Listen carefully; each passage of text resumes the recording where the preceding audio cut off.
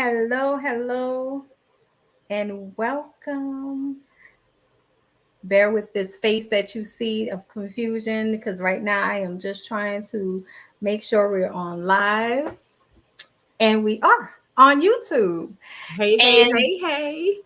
I just wanted to thank you guys. I'm gonna let my co-host introduce herself today. Hi. I am so happy to be a co-host with Yaya today. I am Patrese from the Black Girl Book Club podcast. And I love discussing books. The more drama and the more toxic the book is, I love to discuss it. And I have Luke Yaya into my world of craziness of talking about books and calling her in the middle of the night to say, girl. But anyway, I am Patrese and I am happy to be here. Yes, and I'm so thankful you said yes. And joining us tonight will be author Ebony Bowser. Maybe she's having some technical difficulties. We're waiting for her to come on in.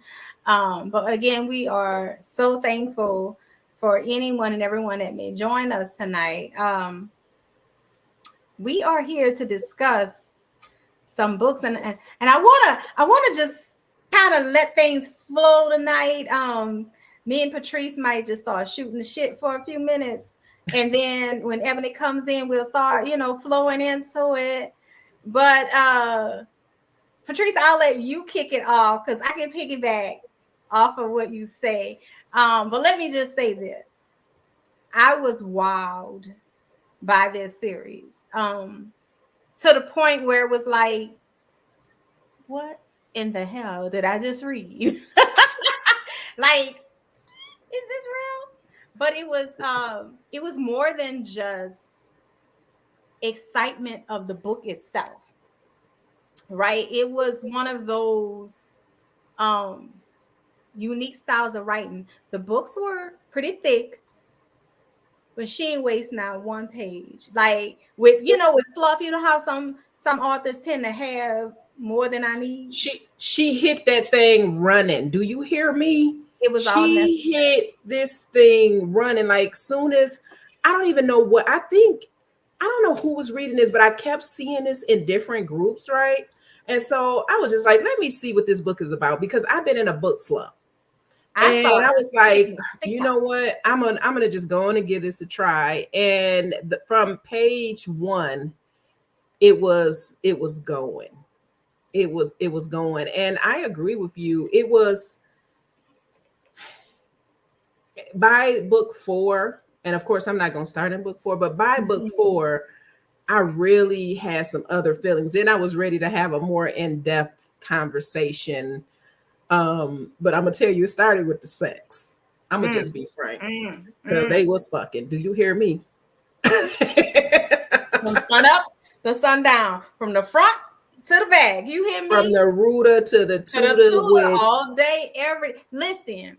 So TikTok had been playing this for a while. So I was trying to wait for Ebony to come in. But let me tell you, what I did not realize, book 1 made its anniversary this month. Valentine's Day last year was its release date.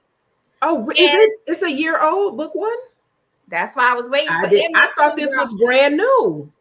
No, and I knew I kept seeing her name attached to this, and I kept, every now and then I get into this, I need something new. I need a new author. I want to promote some new authors. I want to get into some new catalog because I'm one of those people that get hooked. And when I get hooked, I can't let go. But then I want to read your whole catalog. Yeah, I need something to balance me out, right?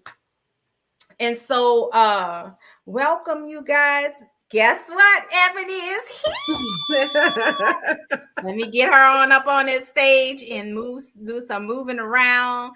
Ebony, welcome. Hi. Hello, Ebony. How y'all doing?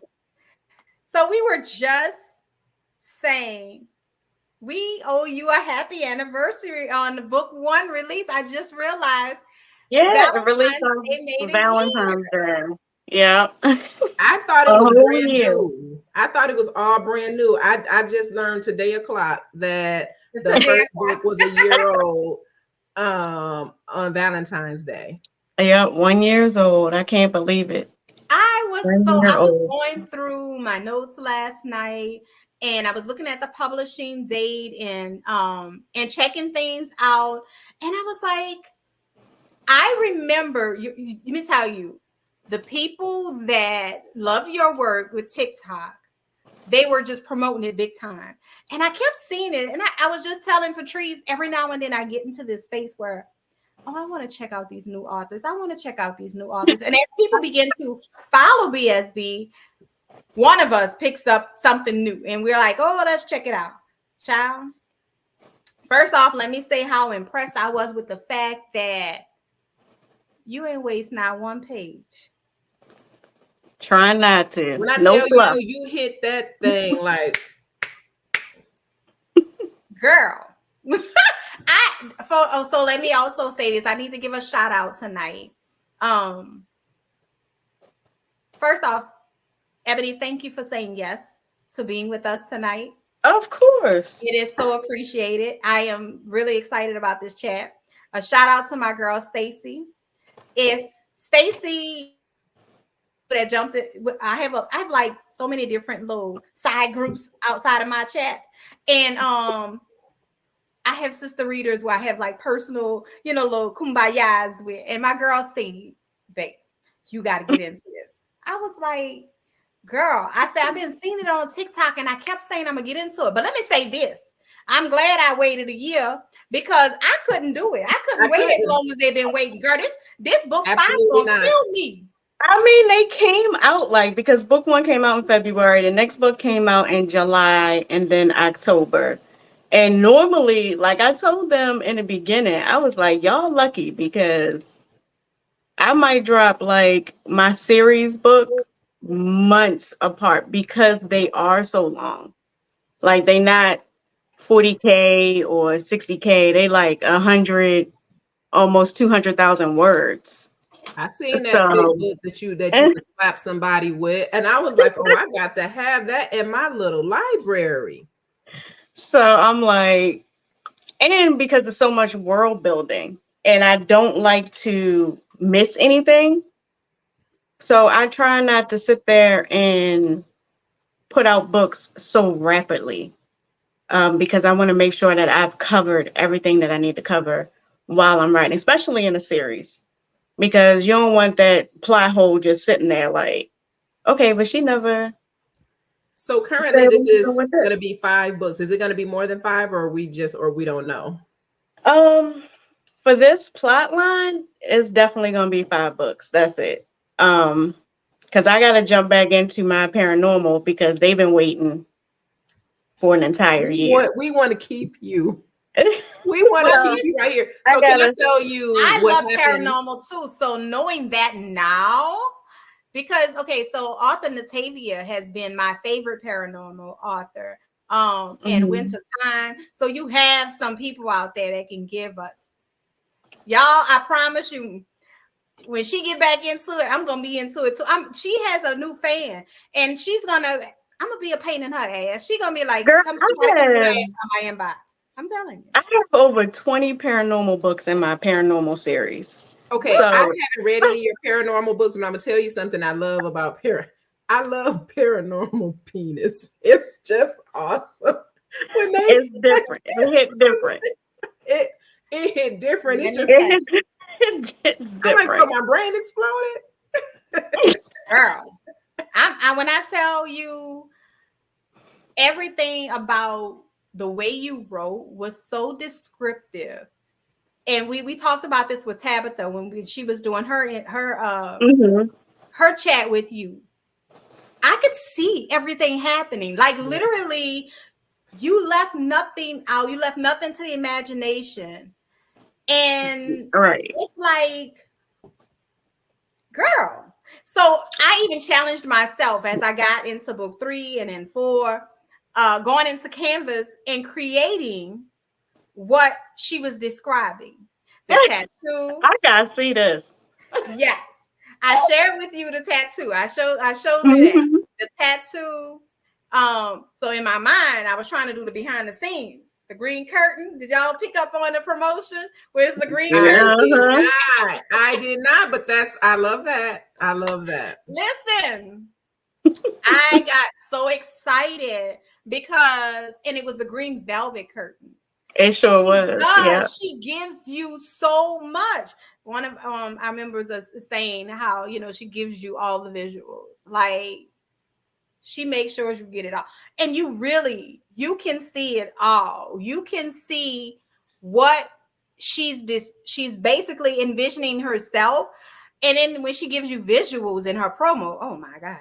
So Yaya, can I like go back a little bit further? Because Please you do. like just from page 1. So let me tell you, before the book started, when I saw the trigger warnings, I screenshot it, and we have, you know, of course, like you have your group, and we have our little chat attached to the group. I immediately screenshot the trigger warnings. Do you hear me? And said, y'all, this book is about to be something. This is about to be something. When you and then you described all of the different types of kink. I was in school. Do you hear me? I was in school. Because my whole thing was I didn't want nobody going into it without knowing what it's going to be. Like, there's no reason why you are going to walk into this book and not know what's going to go down unless you completely skip the trigger warnings, and that's not my fault. The trigger, because it tells you. I skip. I don't be needing them because guess what? I'm gonna get what I'm gonna get. But let me tell you, this is what I liked about it.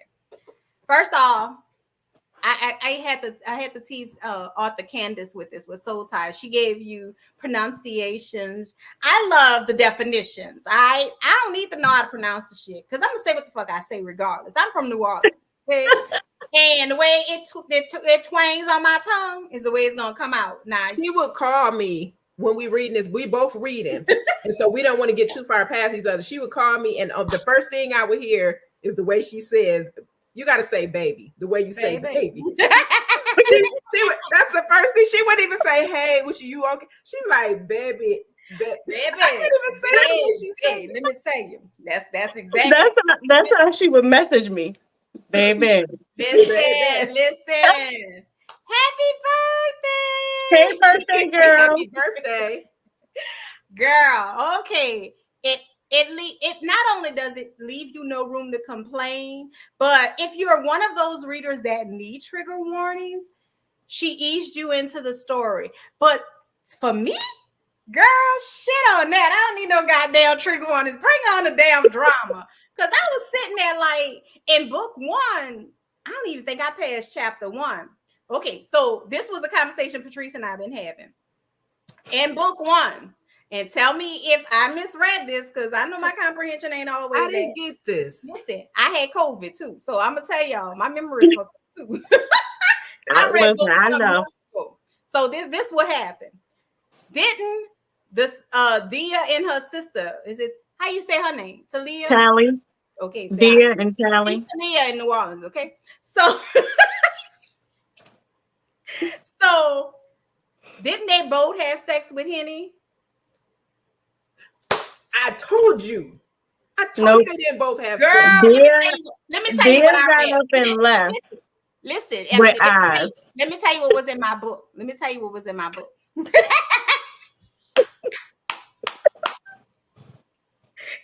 she wrote a different book for me. So your book, Dia busted wide open. Huh?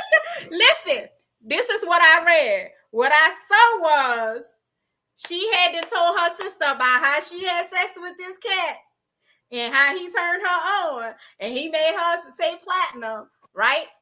And then she did the same thing. That's what was in my book. Dia and Oz did not in the beginning have sex originally. On the first chapter, Dia is explaining to Tally what happened to her one night. And she's telling Tally what she saw. So she saw Henny having sex with a different girl. He bent that girl over the pool table. Right. While Oz was sitting with her on the couch, but she didn't have sex with Henny. So no, let me tell you what happened. So Henny bent her over and they were watching. and Henny was having sex with this girl, and she was screaming platinum till her voice went out.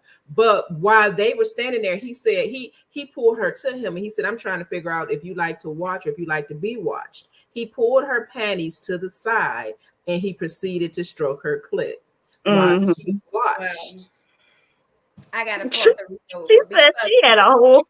This was in my book. In my book, so that's why when Ebony asked in the group, she said, "Do y'all think they gonna penetrate scent?" Like, fucking well, right? They gonna penetrate. First of all, I wanted them to. They were talking about scent. I wanted them to penetrate scent. It's coming. Look, it's coming. When I tell you, everybody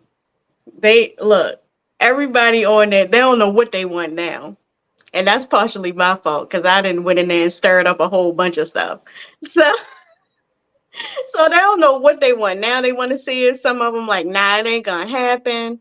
But like I try to explain in the group, like, cause you'll see the messages. So I'm trying to explain in the group, like, is nobody picking up on their dynamic?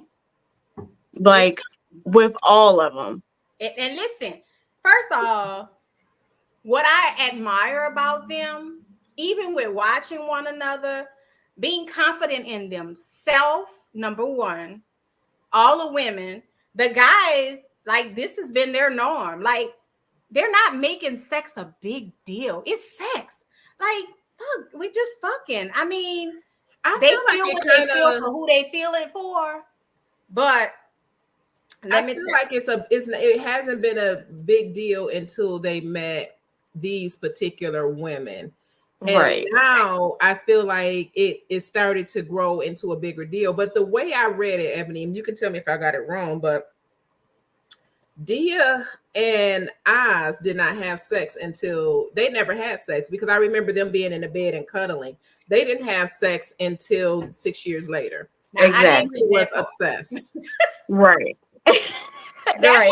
So they didn't have sex till 6 years later. Right. In your book, Yaya, they were screwing like rabbits. No, and not in my book. That part was written right. It was just Listen, Allegra and Tara always say, "What fucking book you be reading?" They say I be in my own world. And sometimes, I think my mind just says your mind give you what you want. Listen, y'all, this book. And then when I joined the group to get the energy from them, and if you're not a member of Product in the Street of the Streets, the group, get in that group now. You definitely gotta get into the group. You gotta get in that group. In there. You hear me? And I love it. The vibe is a whole the vibe city. matches the story. Like it is wild. Right, because I feel like I wanted it to where everyone feels comfortable with saying what they need to say without feeling like they're going to be judged. Yes. Because you shouldn't be judged for stuff that you think you might like, or you just discovered that you like because you didn't read it, and now you sitting there like, I can't do this, and then you like, I don't know, maybe I can get into it real quick. So like, ask your questions. Say what you need to say, however you feel. Share your video. Somebody gonna know the answer in the group. So somebody gonna know. My funniest part of this book, and then we're gonna get on into this thing. The funniest part is when you say Jesus, Jerome. I'm like, so his middle name is Jerome. That is his legal name, girl. How did you come up with Jerome? I don't know. I was sitting there. So when I'm writing, and depending on whose point of view I'm from, I literally become that person and how they think and how they act when I'm writing. So it's basically them writing that part. And Crescent is crazy. So that's basically just how it came out. So I'm just writing and shit just like Jesus, Jerome, Christ. And I love it. Jerome, I don't know where I got it from. I can't even tell you. I guess that's his name. So when I was reading these books, of course, I'm done with 4. I didn't think that it could get any hotter, nastier. like when I read Oz, I'm like, it can't get no better than this. Henny is gonna be Oz Jr. Like it can't get no better. And then when Henny comes, his like just the sex with him, and then Facts came, and that entered crazy. Yeah, then it got deeper after that. It got deeper, and I'm trying to not to say the N word. I love crazy guys in books. And you gave me more and more and more. So getting just starting off in book 1, and we gonna mix them up because we jump back because of different things that happen. But I think for me, when Scent joined the cast, it's okay. It was like it fit. Scent fit right into their world. She did. She And matched I the vibe. A lot of people didn't. A lot of people thought she was a mole or something. Like they didn't trust her. I never thought it. I never thought that. Yep, a lot of people thought I'm that. suspicious about. I don't give a what y'all say. That little Travis nigga. I'm concerned about Travis. Yeah. Don't be Travis like that. But you know what's funny about Travis? What's funny about the Travis is the way, is it Link? The way that Link feels about Travis. When they was at that basketball game, and with Travis, they say this boy is 8 years old. He said she out here cheering for a grown man. Girl, what they called the whole time. Oh Nobody's thinking about the fact that, well, why is he on the phone with us if she over here with some grown man? Like, baby, they all just show up. Hey, and he's still breathing? Like he's still alive?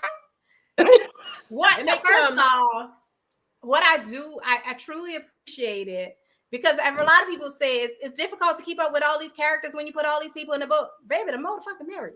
Bring them on. Because what I want, it's hard for me to understand that because I read fantasy and I'm a paranormal writer. So I'm reading stuff like Lord of the Rings, Game of Thrones, Harry Potter. My thing is, how are you watching movies and TV shows? So and you can't keep up. I love the way that at the beginning, not only did you gave us the names.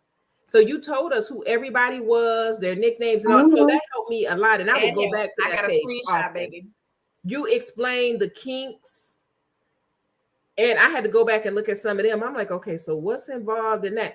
I didn't know gunplay was a kink. A lot of people didn't know gunplay was a kink. A lot of people was like, "Oh, I don't know. That's too much for me. That's too far for me." And by the end of the book, they was ready to see what it was about. It ain't too much, but I like to talk about it and fuss about it and make a big deal because I know he ain't gonna fuck her with this gun. It was my thing. My boy had the lemon juice and shit. I was like, "Get the girl." He was worried about her body chemistry. I love that. He was listen. Come on. Listen, shout out to my ARC team with that. We had a whole discussion about it. But look, okay, can I just so this gun scene. When they originally did you get turned on? That's what I want to know.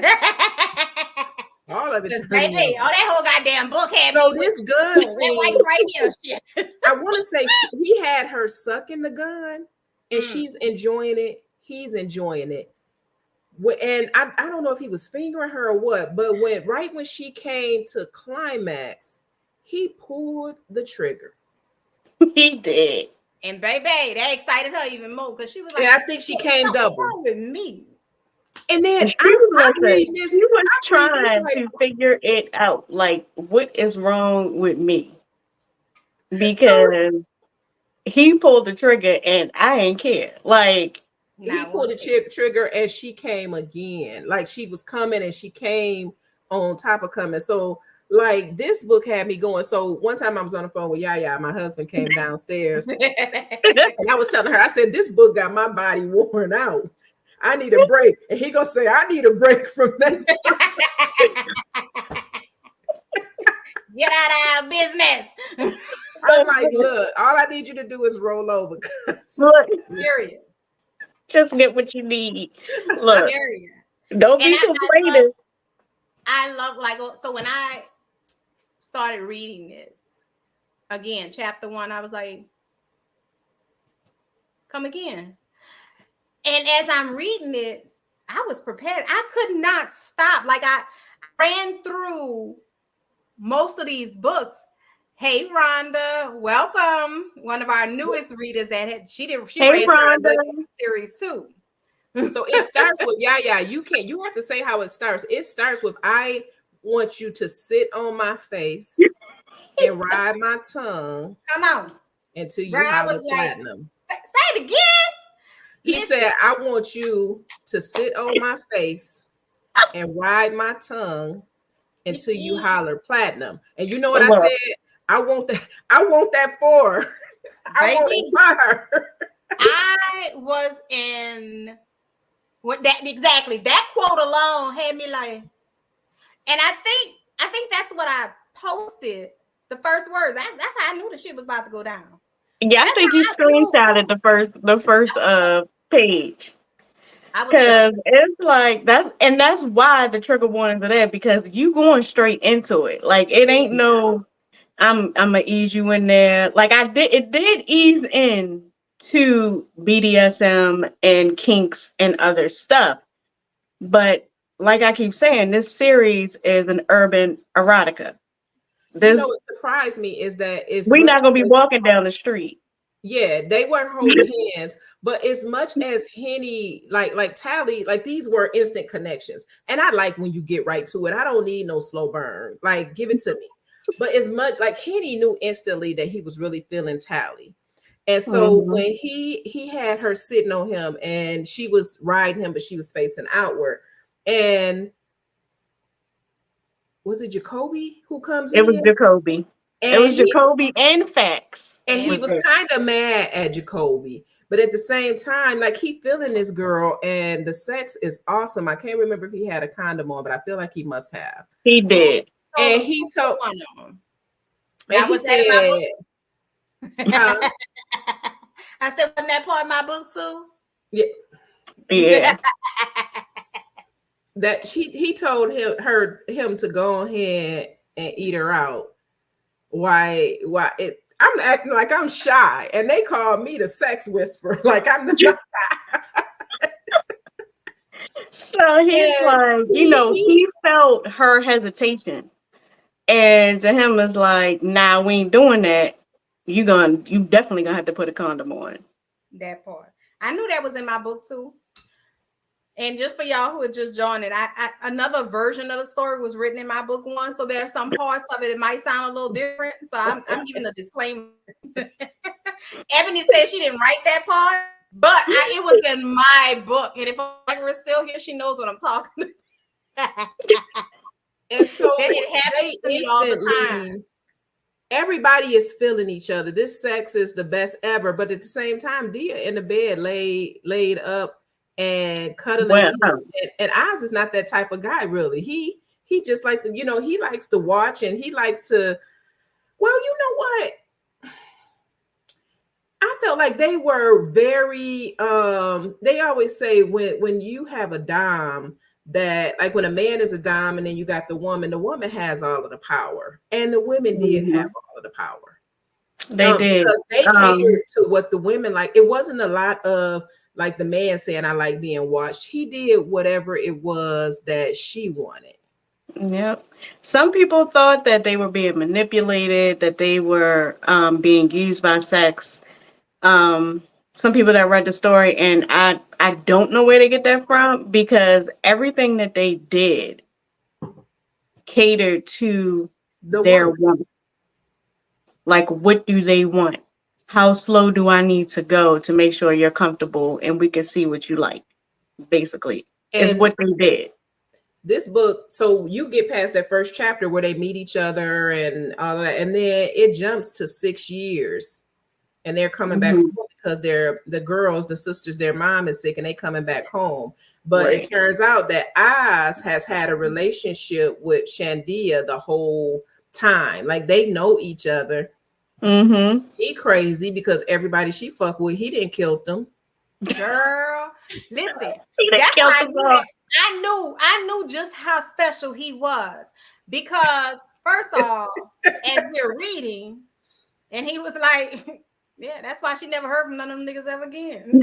What the But you know what? whatever In kind of his pussy you holding between them legs, sis, keep that shit away from my people. in his But look, defense, but that was before he even got it. So he knew. yeah, He already knew. And they said that she had him shook. But in his defense, the guys that she was messing with were Trash. trash. Mm. And so he was taking, so when they came back, he was like, I'm not gonna let, his life fell apart before she left. Like a lot of stuff happened, so he couldn't go after her. So the 6 years, he was like, when she came back to town, it's like, I'm not letting her get away.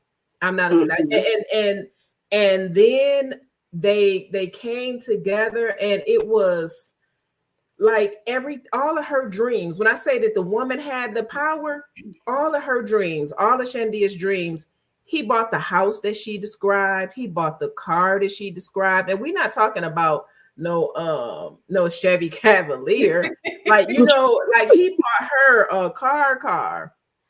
And I love it, despite their offness, they were sensitive. They were very sensitive. They were very in tune. And so even when you describe them in their special needs, their wild behavior, or what have you, the uniqueness that stood out about them was their obsession.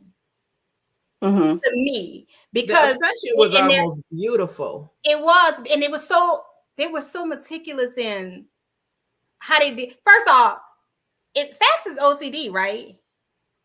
Fax is a lot of things. I thought Henny was OCD. Henny is OCD. Yeah, Henny's OCD. Henny, because I knew it was the cleaning, wanting the table cleaned or whatever. And I could appreciate that. Not that I'm OCD, but again, first off, I'm not gonna neglect myself. I want you, but there's a certain need that I have that he was very, very aware of. Everything about them, I like this comment. They had to stay and build their empire for the girls to come home. Exactly. I like that. That's exactly what it was. And basically, Henny and I said that, like, I was going to come get you eventually, but there was so many things going on between those 6 years that they needed to get set up. Because the night that they left, that's when Henny's brother died. Yes. And come to find out, their friend, the one that he, I think, let eat Tally out, I think he was the one who kind of got that going. So it was a lot. It was a lot of hurt and pain that they were dealing with in their life, and they had to get through that. But when you fast forward to the 6 years, like, he bought a house. He knew that she liked to be watched, and he bought a house with windows that could frost over, but they kept them unfrosted so that he could fuck her against the window while other people looked. And so the neighbor across the way, I believe, kind of became infatuated with her, because these some bad bitches, because everybody who met him was infatuated. Everybody just had to have him. But anyway, he would have sex with her against the window, and the guy across would look and jack off. Child, that don't come on. And I don't want to say that like that's a bad thing, because that was so hot. And she liked it too. And it would have been fine if he didn't like go step out of line, because Oz had already checked him. Had already. Listen, I was ready for his ass to be dealt with. Because look, nigga, it was just meant for you to watch. That's it. Stay your crazy ass over there, girl. And he even said, "Well, I was warned, but I don't see no rings on your finger." Oh, okay, that's what you need. You gonna have a ring around your goddamn neck, baby. But in his mind, they were already married. Like, they looked at them like all of in them. his mind, they was already in a relationship, married and all, for them 6 years. Do y'all And care if just we go like in it, order? Tally said it. Tally was like, "You've been in a long distance relationship for 6 years. So For what you 6 mean years. moving fast? Like, It's like you've been his wife, you've been his woman. But I'm gonna jump And around a little bit if y'all don't mind, because this wife thing, facts. yeah, he This was. Joker, like facts, he instantly, like, he didn't know what was her name? Scent. He didn't know Scent very well, but when he met her, he just had to have her. that was an He was instant just like, connection. that's his woman. Like she's gonna be my wife. And once they did actually have sex, he was like, I'm gonna manipulate her into marrying me. And he knows that he's crazy. He had that thing that he used to Oh, say, his little act, mantra. his mantra, Be act normal, normal, act normal. and And be everybody will normal. leave you the Everybody fuck leave you the fuck alone. alone. Wait a minute. So we got a question here, and just so y'all know, I love engaging the viewers, I and do too. so please throw those questions out there. I'm operating this little system on the side, so if I see it, I definitely want to entertain it. Now, if it's not something, I'm like, we talked about that. I'm gonna hit you up a little later and let you know. So, what's your question? You said so I have questions because Hendrik has the same house. So, what's your question, babe? She said, so tell me what your question is, and when you have it, we'll come back to it. It's her to sign a contract. So facts not linked. Facts is the one who made the girl sent marry him, and he told her, he was like, I'm going, you gonna sign the marriage contract. Like, all of his friend Link knew, like, get the marriage contracts ready and all that kind of stuff, but he was like, I'm going to fuck you, and you, as you have like as you come on me on my dick, That's the you gonna proposal I sign dream these of. wedding papers. Right. You In gonna my sign big these world, when papers. I'm reading that, I'm like, this is romantic. Oh my god, that was so sexy. I was And like, she signed who and she signed whose the name papers. she's signing on that? And she did it, and she signed the papers while he was having sex with her. He told her that's the way it was gonna happen, because he wanted to tie her up. And but you know, the one thing that he did, he made her adopt his daughter at the same time, and she was cool with it. But the thing is, Cece was obsessed With too. her. Oh girl, Cece was that's a obsessed. whole nother conversation for Cece, and we got to get into that. We got to get into Cece. So Link had Mila sign a marriage certificate when she did her paperwork. Yeah, that it was unique how all of them did it. All of them did it like that. Link had Look, Link, Did she Henny signed and the Kelly get contracts for married? her job. Kenny has not asked Tally yet, but he did address it. It's not because he don't want to, it's because he knows she's still figuring out what she wants to do as far as with the women's center. She's trying to get all that together. So he's letting her be her. Because the Do other what she guy's wants to do. Cause he like you ain't going nowhere. He So was it's her dreams, her aspirations. He wanted her to thrive. And I think that was another element that they were attracted to. They were focused women. Like, they were like, we gotta get the fuck out of here. Because you know, granted, they stayed behind, they stayed in touch, but they stayed focused. They stayed focused right. on what their objective was. And we all know, as Black women, sometimes you cannot thrive in your own community, right? And so even when you step out, wherever it is that you're trying to get to in life, you do have to stay focused. The last thing you can be concerned with is dick, because it is a distraction.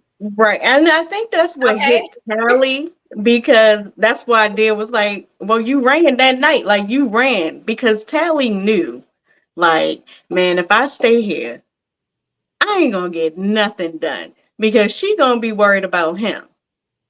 And she knew what she wanted to become. And he also knew that she still needed some growing up because Tally was only 18.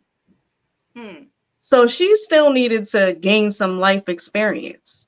I don't understand So this. it's like, was Henny watching too, because they had the same house? Are you talking they about weren't even home. They weren't, he wasn't even home, but they don't have the same floor. Because mind you, remember Tally seen I know what them you're talking about, yeah. and she frosted that window over like, I ain't trying to see that. Nah, Yeah, I'm she did cool. say she didn't want to watch her sister. She was like, she That's into why the I draw the watching and line. didn't watch, but she Yeah. draw the line with her sister.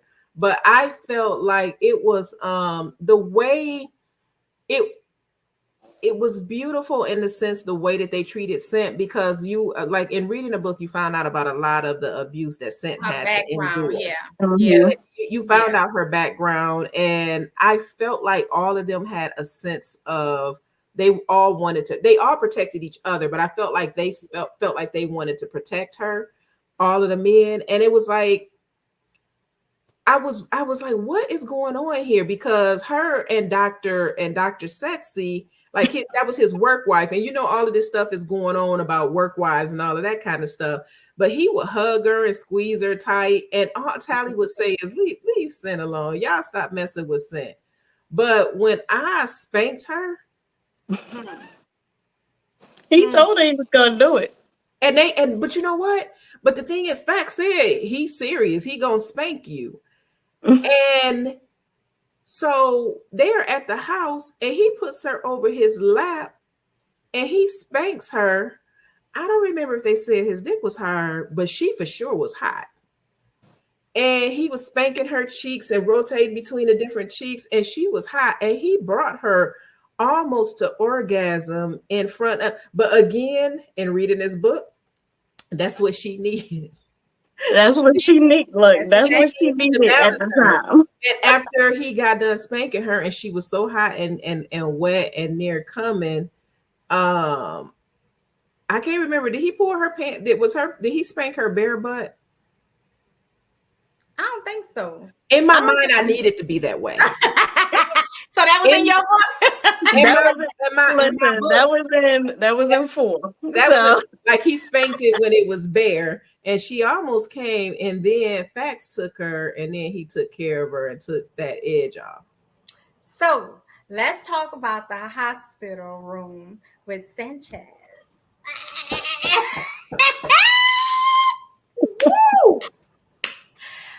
Okay. So let me tell y'all. Ebony, you wrote it. That shit had me weak okay, so yeah, because you messaged me and was like, did he just say he gotta get his hand and eye coordination together? Girl, I was like, girl, you a straight fool. That shit, I laughed, y'all. I laughed so freaking hard. I had tears rolling down my face.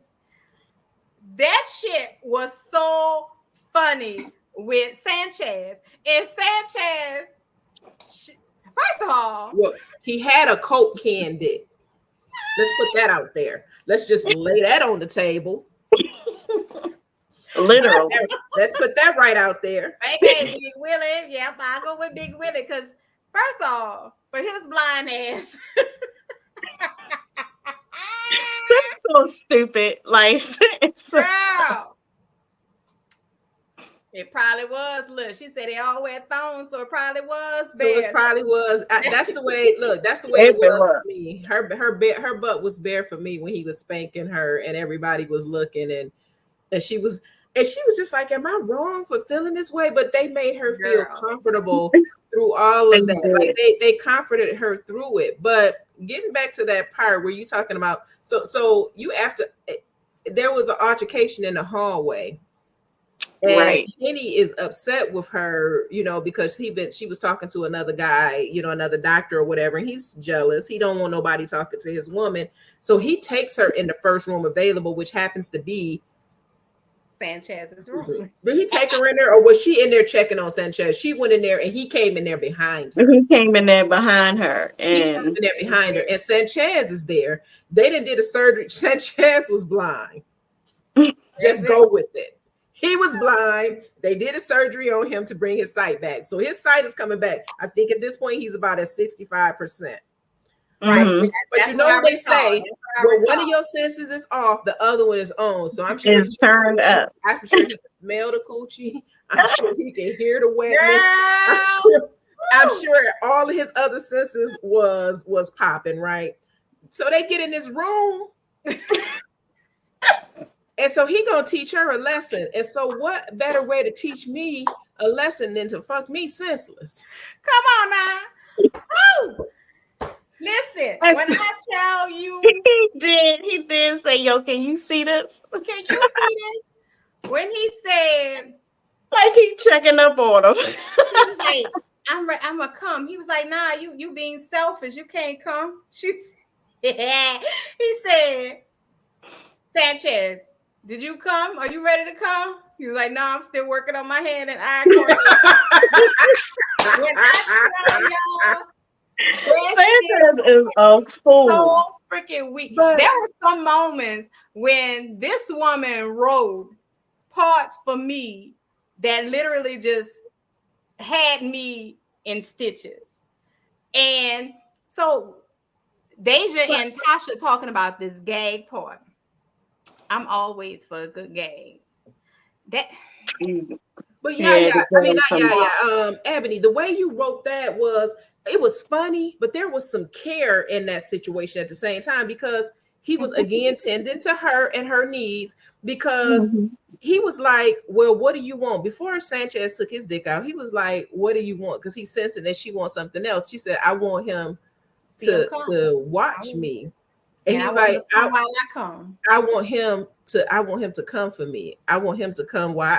And he was like, and she felt a little embarrassed about it. He was like, no, don't feel bad about that. If that's what you need, I want to give you this. That's what you need. I'm gonna give it to you. And I want to give you what you need. And so he proceeds to fuck her. And Sanchez takes out his alligator dick.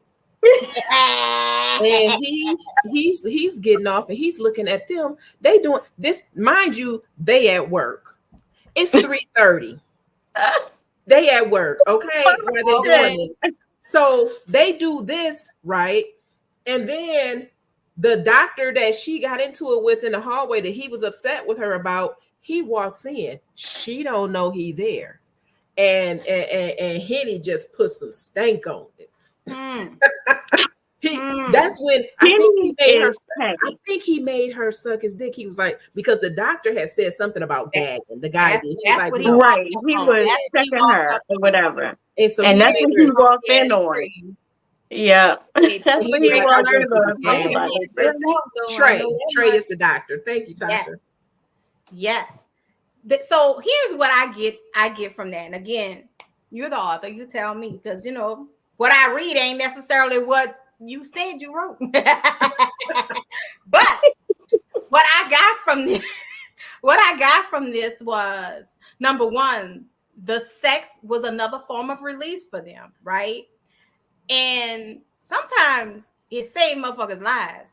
Because if I could bust this nut, then I might not bust this nigga upside his head, right? Say that, Yaya. Right. Say that shit. I'm just saying. Because he would have.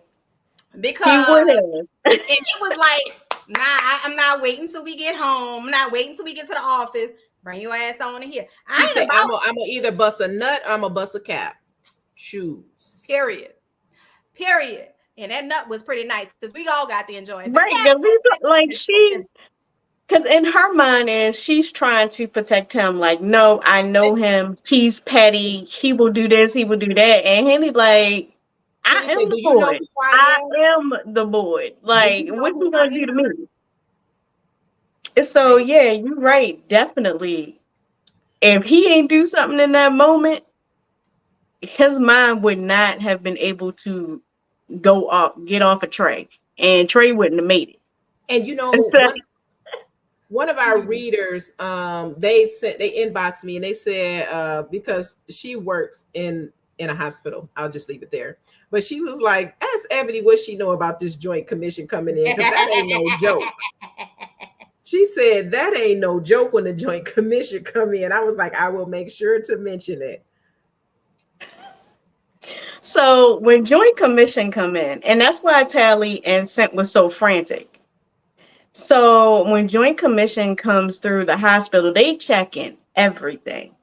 And everything better be in tip-top shape, because this ain't no mock drill, because they'll have like a drill team to come around to act like joint commission. They check in expiration dates. They checking all your supplies. They checking your charting. They're checking everything. It's like a forensic audit. Yes, and you can be fined. I mean, they can shut you down if they want to. If they find something that's just so out of place or wrong, they coming for you and they coming for your license.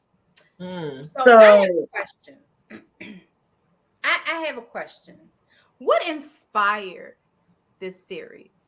I don't know if anybody's ever asked you that, but I got to know because the energy that I feel from this, how much of this is experience as well? And yes, I'm nosy as fuck. So, how much of this is experience, or whether you personally experienced it or you know of someone that has?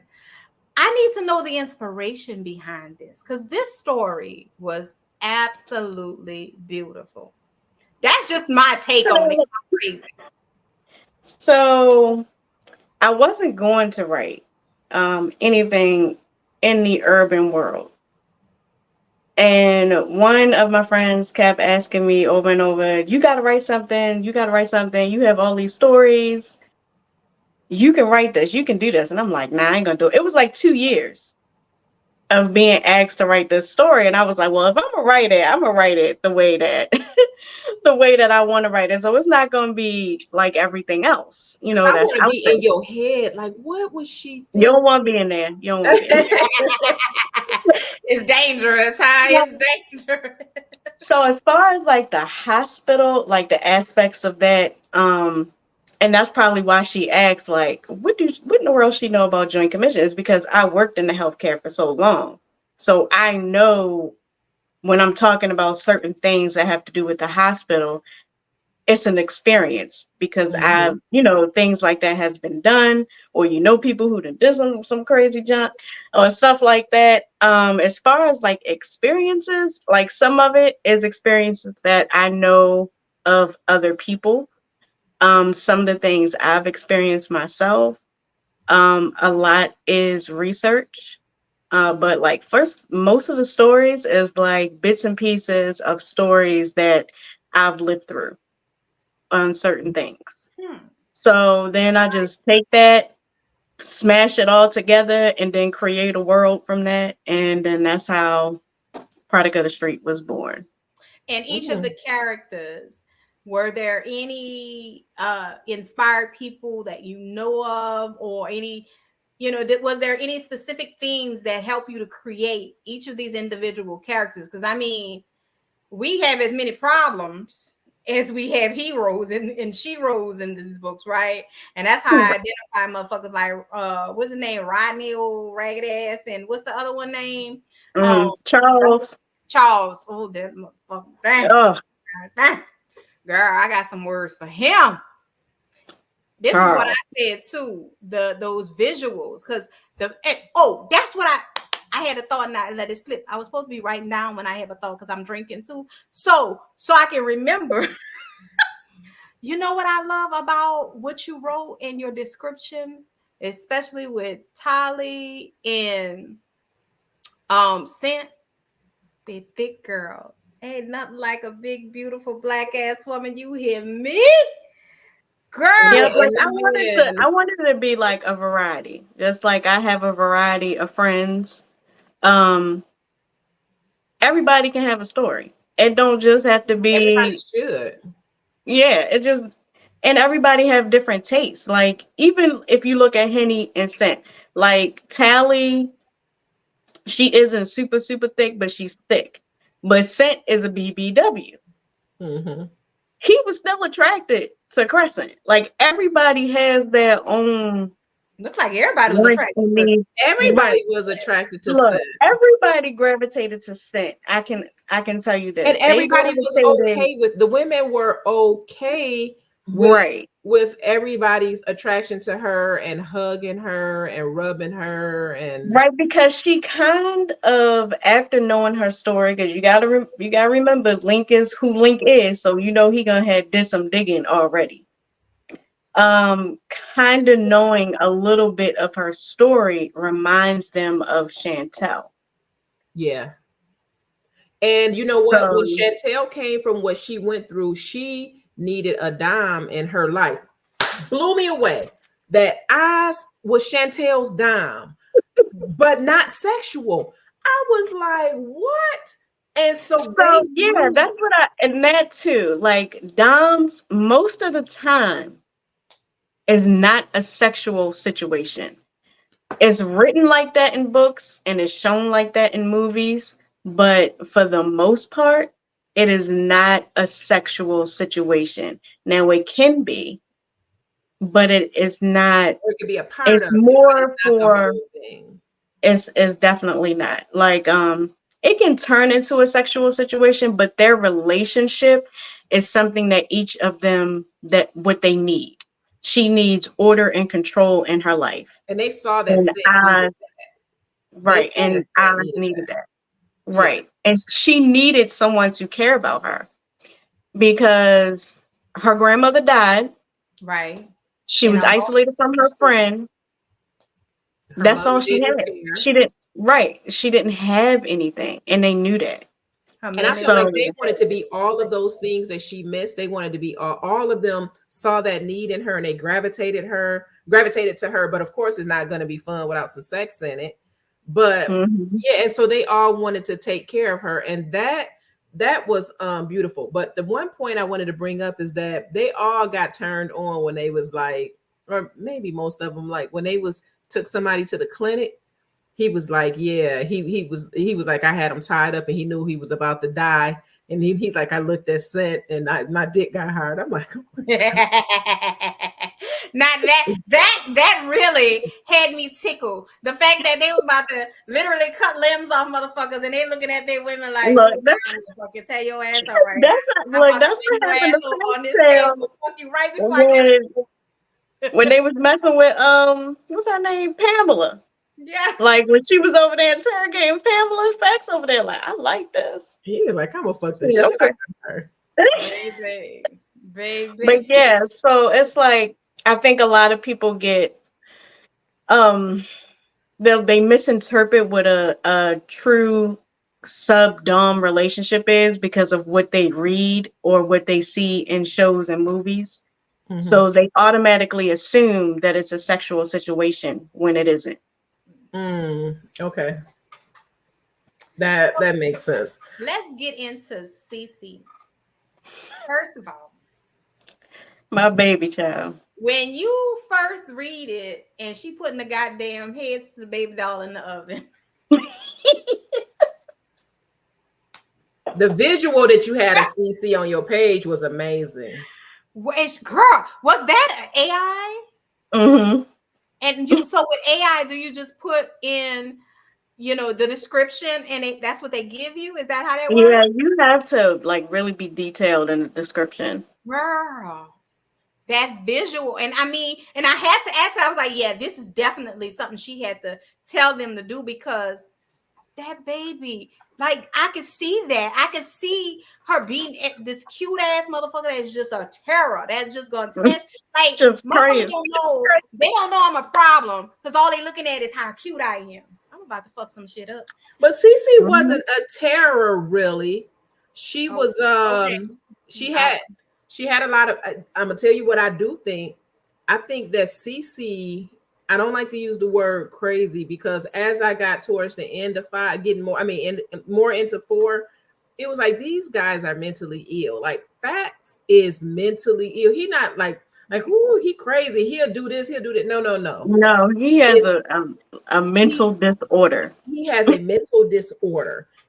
Link has a mental disorder. Like it's like he's fighting the voices in his head. I think that Cece probably has it more than any of them, but she's just young. Mm-hmm. So And they're trying to get as you get older. a jump on it. So I don't know. I can't remember which book it's in. I want to say it's in 3, but Facts basically says, his mother was schizophrenic, and he knows that Cece has the same disorder. So Because her personality already splits, and that's why they were right, worried about. that's her why they're having so trauma. worried, and that's why they're like, no, we need to start early. Teaching her early, and that's why he had a problem when her mother called her crazy. Girl, Yeah. tell mama that raggedy. She's just as bad as Sen's mom, okay? Because that hoe could have got it too. Like there was so many people I wanted you just to write me in so I could whip their ass because I was ready. Like there's some energy I feel need like to they was doing enough whooping asses on their own, like because they was sure Oh. getting with some people. If that hoe wasn't pregnant, she needed her ass whipped. She was getting with. They was getting with some people. But back to Cece. I remember when Scent came up missing, they were worried about how to handle it because they was like, Cece can't, like Cece, I see her splitting like another personality coming to deal with this, and we don't want that, so we got to be careful how we take care of it. But when Cece said that she wanted to record, she wanted to an app on her phone so that she could see what Scent done every day, all day. All day. And then she was, and then Scent was okay with it. But I was thinking, I said, Cece is gonna catch something that's gonna be very important while she's watching Scent. Like she's gonna, like something she's gonna do is gonna help solve some type of problem. But anyway, she literally watched this woman day in, day out. She was obsessed with this woman. Yeah, and the way that she became mommy, it's like one day she just called her mommy. Like she got a whole mama. That was an instant bind, and it was what she felt. There was no judgment. Like, you know, this woman judges me, right? But Scent was, first off, not even given anything to make her feel like she was different, right? And I love how all of them just started saying the you know, the motto, the quote, right? You know, like everybody starts saying it. Girl, the Wellingtons is my motherfucking family. You know what I'm saying? That's my cousins. Like, because you got to remember too that Crescent was in school for child psychology. Oh, so right, I recall that. She knows how to deal with children, and it's like, if I make a big deal about you watching me, what's gonna go on in your head to make you think she doesn't want me, she don't need me, or is something gonna happen to her? Because in Cece's head, if I can't see you, something is gonna happen. So she's just like, and Crescent's mind is, these fools already watching me. What's one more person? What's one more? Because we already know your daddy is stalking me as it is, and I'm right here. Made her so resistant to even share it with the therapist. Now that shit was crazy, especially when Dr. Monroe went on the news. Girl, I was fucking in stitches. I was in stitches. I said, these bitches crazy. I'm like, how she normalized these killers? Because that's what they are, bona fide killers. She had the whole city like, yeah, I don't know what's going on with the police. And but then she came in. I wasn't aware of this kink either. She came in, and what did you call it? It was like a financial domination. Financial domination. With Mala and Charles. He was financially dominating her, which is also financial abuse. Well, no. Not I didn't see it. I thought it was like she walked in. No, not that part. He was dominating her in that way. But the doctor, the one who got on the news. Remember when she came in, and what guy was she told it to? It was the older. It was an older guy, but she told him, "You're gonna get me a penthouse. You're gonna do this, and you're gonna do this." Oh, you talking about Sarah? Yes, you're talking about Sarah. Okay, the GYN doctor. That is financial domination. And and that is the thing. Fell in love with her based on that, and they never said anything about sex. There's no sex involved in it. It's more so when you're financially dominating someone, you're running their finances. You are telling them what they need to do on a daily basis with their stuff, and they get off on that. It's not a sexual thing. I'm trying to wrap my head around it. I wonder what your income bracket has to be for you to be in that motherfucker, because I need to be the motherfucker receiving, because I cannot give. Because I can't get, look, I got a problem with people separating me from my money. See, you're not the one, you're not the submissive. But You're he the was dumb. aroused by her doing that. I don't know if there was ever sex that took place, but he was aroused by her saying, "You're gonna pay for this, and you're gonna do He this." was aroused by her taking charge over him in his life. Justify it all. And that's all he wanted. So So her walking up in there like, you know what, this is what we're going to do. And if you want this, these are the things that you're going to have to do to obtain me. So she listed it out for him, and that's what he did, just so she can tell him what he needs to be doing. You'll probably see more of it in book 5 of what she had to do, because she'll be talking about it I a want little to bit learn more more. about that. Not that I want to do it. And plus, I'm a thousandaire. I'm not a million or a billion. Wait a minute. Go ahead and drop some more tea on book 5, baby. Because listen, if you ever want to throw out a sneak peek, I definitely want to read it. Shit. So Girl, yeah, like so I'm you'll literally get more sitting on my Dr. hands Dr. waiting on book McQueen. 5. Okay. This I wanted to see more about that, but there's 2 scenes that was really good. I don't know which one was better. Well, I'm gonna say the one that I like more. There was a scene where they had dinner. They would have dinner at Link's parents' house. When when he got his parents in a threesome, that wasn't what I was talking about. But that was. I ain't gonna lie, I felt so bad for him. Listen, He came in. He was like, "Y'all, what?" he was already too through with that date in the first place. So he was going through it. But you know what? The apple did not fall far from the tree. It's like, where you think you get it from, dude? I know, and Mala ain't shit either, because she like, I mean, hi Erica. Where do you think you get it from? It's like, where do you think you where do you think you get this from? But so they went to the dinner at Link's parents' house, and come to find out, is it Mala Mala is a virgin. And she convinces Chantel to take her to the club because she want to have sex with the wolf. That shit right there. Let's talk about that. Let's really talk about that. First of all, 8 years. Now we can't miss what we haven't had. But god damn it, if you know when you started getting aroused by somebody just because you see them, you're in their space, and they've been trying to play it off like, I can't stand you. Try that. Her and Link are attracted to each other. She was already on one getting there. And then when she came out the bathroom and he had her up against the wall, that just tossed her overboard. And she's just like, Chantel, you're gonna have to do this.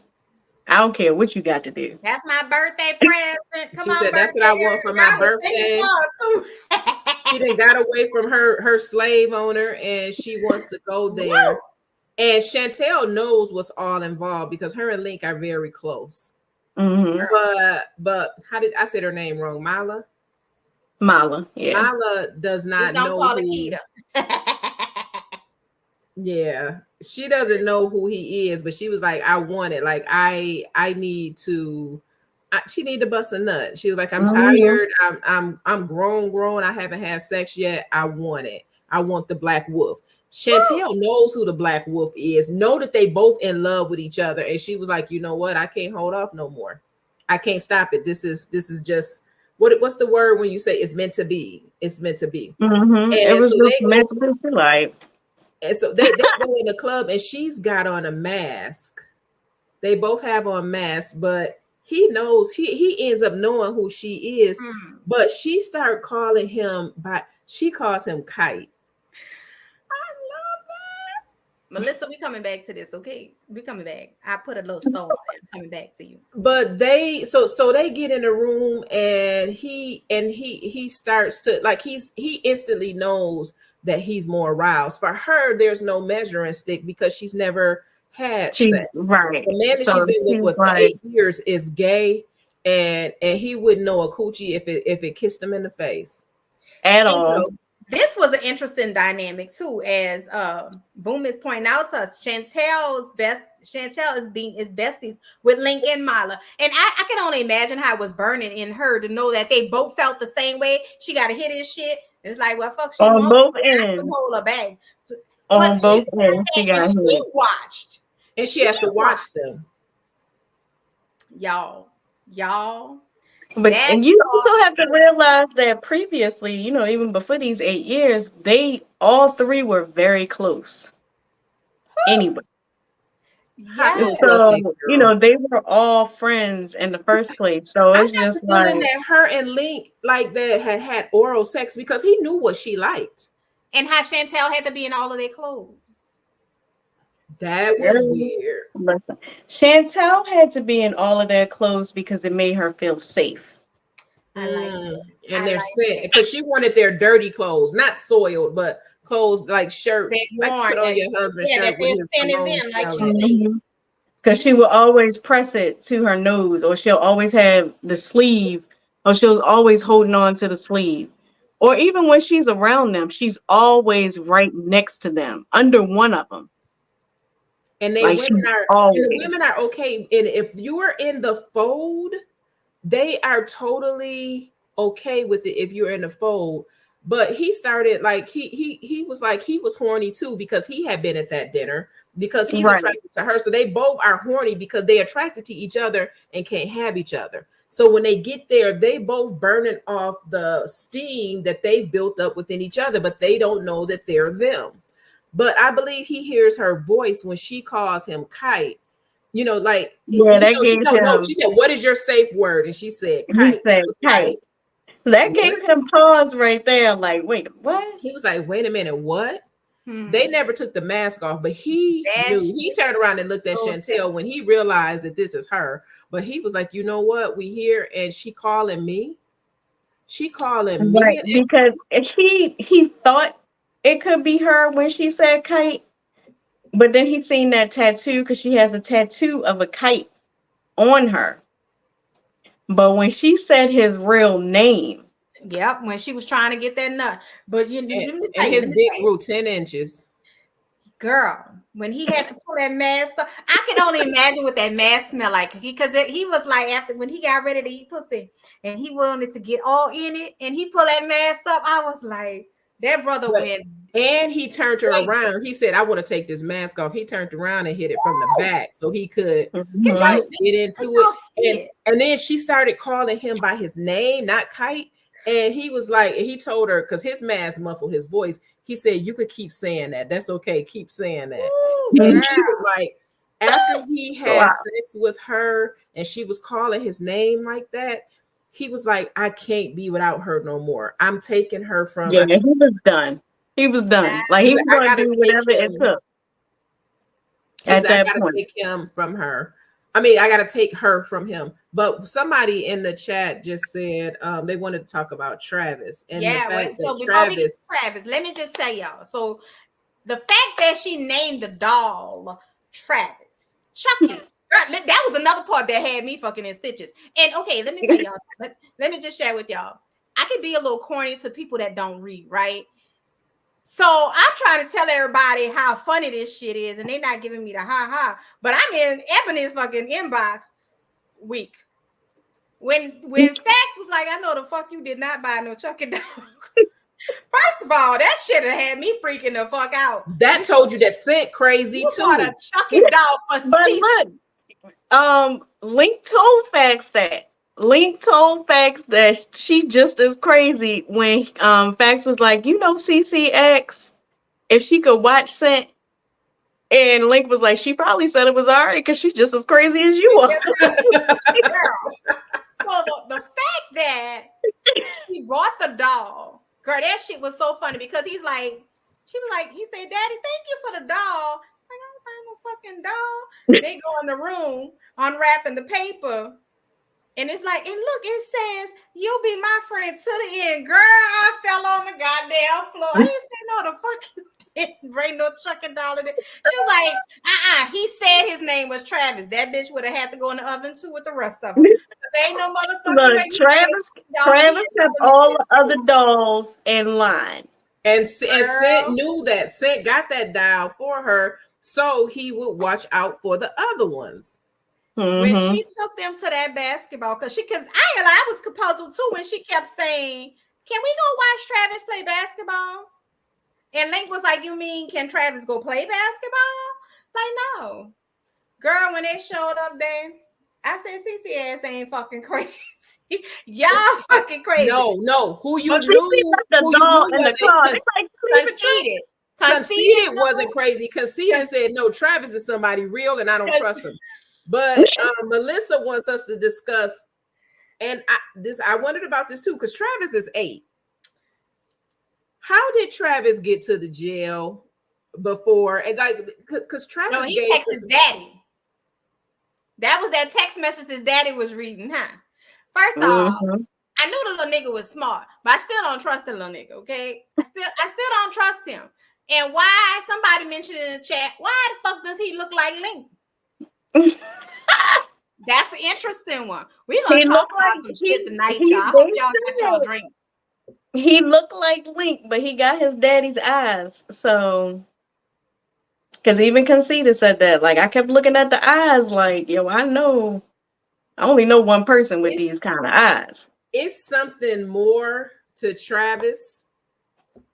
It's something more to this Travis dude. And you know what was funny when they was at the game? Travis is 8, right? This dude out here dunking, doing windmills, all of that. But anyway, Travis is 8 years old. His protective nature of CC, he was like, I didn't want her to get too excited. So, I came over there. Like, he was protective of her like he was a grown man. Girl, Link ain't like that. Huh. Link ain't like that. Oh, like what?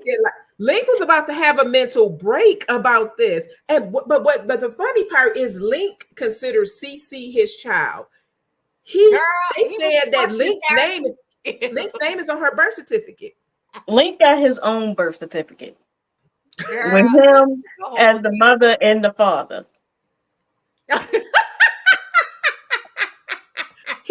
You might thought he was joking, but Link is dead serious, child. Dead serious. I see that I'm gonna have to raise her by myself, baby. Because y'all is unfit over there. I'm gonna have to raise CC by myself. He was so serious. He was going to his mother's house and everything to try to figure out what he need to do about securing custody. Y'all, okay, this chat got me cracking up because somebody just said the way Rodney bent Charles over. Okay. Charles bent Rodney over. I thought it was the other way around. It was. It definitely was. Charles was a giver. It still pissed me off because why are you sitting in my motherfucking face? Why are you sitting in these women's face? Girl, I was mad about that shit. You do what you want to do. But nigga. Look, Rodney was an equal opportunist. Obviously. Asshole.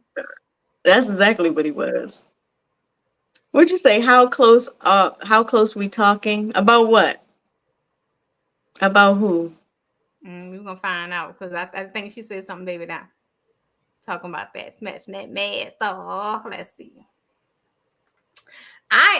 What I enjoyed about the whole thing, even when the ladies started talking to CC, and I love that the reason that they were giving behind it is like this was the first friend she had, and you talk about act normal, right? Well, so you want to take away this good friend. I don't want to take Travis away from her, but I don't trust the little motherfucker. So if we're gonna see him, it's gonna be in public places because we're not talking family business. I do not trust him, and then.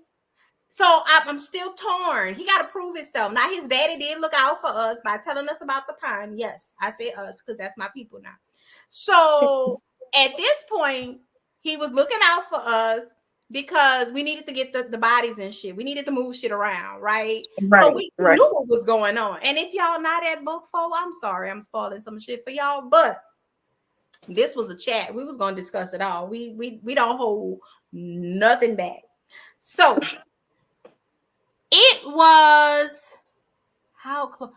Did you know you're gonna have to break this down for us, right? You in yeah, you gotta tell us how close what burning roads because maybe we missing something. Y'all might be trying to something we said. Maybe. So, I just need to know who you're talking about. We a little slow because I told y'all we've been drinking. All of us drinking. Ebony, what you drinking? You Bourbon and Coke. My kind of drink that. I'm on that Jack Daniels and with honey with some lemonade. Listen. Yeah, I had tequila with lime. And when I say it goes down. So there's two things that I want. I'm just gonna say this and then I'm gonna move on because I'm gonna talk about the other thing. But the way he wanted to hunt her in the woods, I guess that was primal, yeah. That primal hunter. That hunter, that was something. Somebody primal play. The primal play. They were so easy with each other. Somebody just mentioned the mango, so you took me someplace else. Mango and the peach, baby. Was the mango first? Was it the mango or the peach that came first? But he no, it wasn't. No, it was facts. It was facts. But scent was playing hard to get originally, and so he took her so they were in the apartment, whatever. He came over, and Oz and Henny wasn't there yet, and he came to get his hair braided, or one of them came to get their hair braided, and so he ate that and had them all about to come, and they all just watching, and the juice is running down. When I say I saw that. Because Link was there getting his locks retwisted by Tally.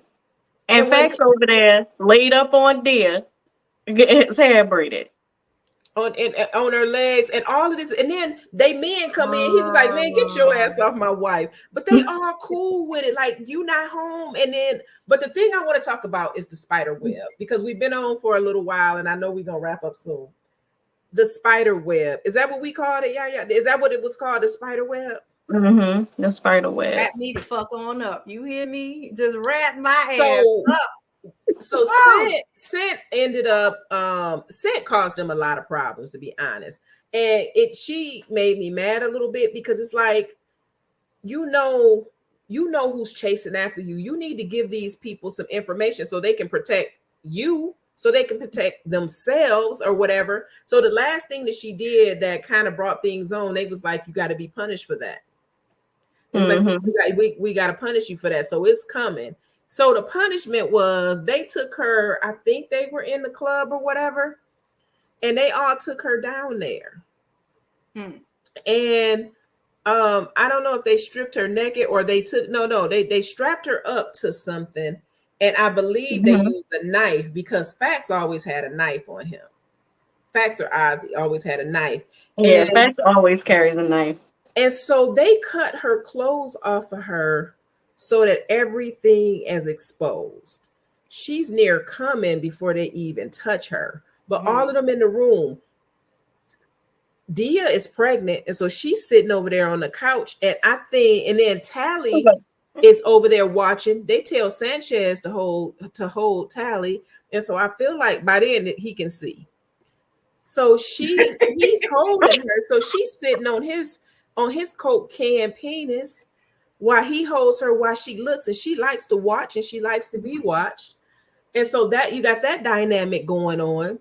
Then you got Fax talking in her ear, and then you got Henny, that's his work wife. That's his work wife. And then you got Oz there. And who set it all up? Who set it all up? I feel like Fax did. I felt like it wasn't Fax. It was Henny. No, Chantel, huh? Who? Girl. Dia did. Did she? Dia the one told Oz he need to make the party for Scent. He need to make the party for Scent at Myth. Oz had to bring that up when they was in that meeting. Dia came in like, okay, that's what we gonna do. She set up that day going spanking at the house. Cause you see how she was like, oh, stop, Oz, you ain't gotta do that. But she ain't say nothing that last time. No. And then she said, Crescent, you're gonna have to take my place because I'm pregnant.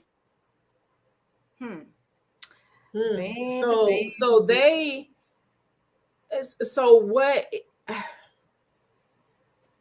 Henny ate her. She said she wanted to see what it felt like to scream platinum. And she she got her Can chance. you imagine? So it's like, and Fax is very territorial, but he's accepting of his brothers. I call them brothers because they're in the brotherhood. But I feel like the way I seen the book was he was behind her, holding her to comfort her as she reached the pinnacle of her orgasm. Yeah, he was right beside her the whole time. So And Oz was whispering in behind her her, ear. but he was in her ear the whole time. And he's like, take that shit. Take that. So we Take that. finally got to understand what she mean by how close they are in relationship. How close is Mala, Link, and Chantel? They ain't related. They actually consider themselves as best friends. Like they are that close. Like far as sexual wise, when they was younger, they talked about a lot. And I think I seen a comment where somebody was asking if Mala was a virgin. How does she know about this lifestyle? Y'all gotta remember, she was there previously. She already knew what they was about. It was not She like, already knew how to have oral sex too. right. She already knew how to have oral sex, and I'm pretty sure she done probably seen something because who works at Myth? Okay. Chantel. Who runs Myth? Chantel. Chantel. Yeah.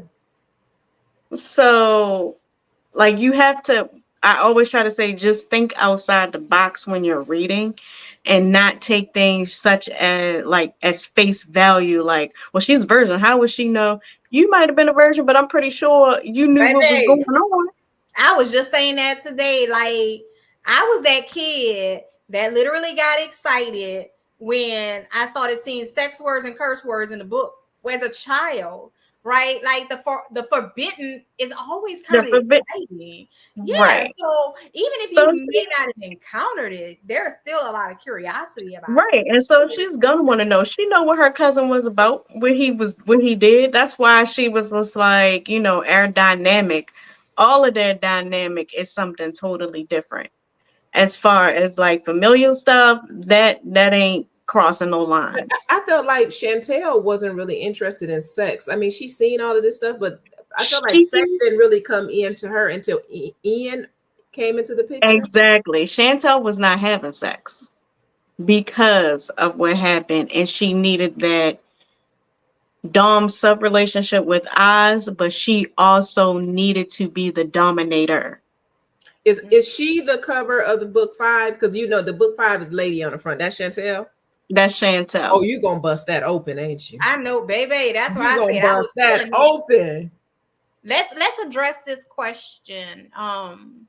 What was going through your head when you wrote this chapter? And I'm assuming it's specifically the spider web, the BTC chapter. So let me tell you, the fact that if y'all paid attention, and I did a screenshot of this, right? It's chapter 1, chapter 2, chapter 3. When you get to that chapter, there is no number. It is behind the curtain. That said every goddamn thing I needed to know. I wanted to skip all the rest of that shit and go straight to it because I'm just nosy. So I read that chapter, right? And it was hot and steamy. I had to bring it down. I was warned, do not read this at work. I had heard about this chapter, and I'm like, I know I'm getting close. So when I got to that chapter, I read it and I devoured it. Had to charge the rose. Devoured it, right? And then I went back and read it again for content. I'm just being honest. Because the second time I had to go back and read it again so I could see what really happened. Because when I first read it, it was just so freaking hot. And that was wild. Like, it took me a whole day to write that chapter. And because of how detailed it was, and then it was so much happening all at once.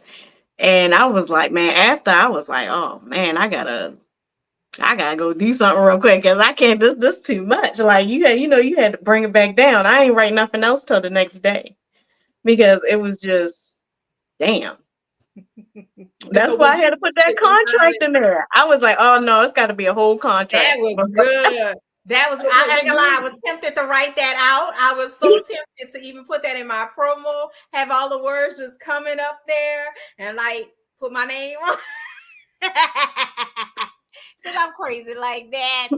So you know it's hot. Like when you writing it, it's hot to you, or is it to you like it's like I'm drinking lemonade? It's nothing. Is it hot to you when you write it? You can ask my art team. Most of the time when I'm writing sex scenes, I can't stand it. I can't stand writing sex scenes at all. Really?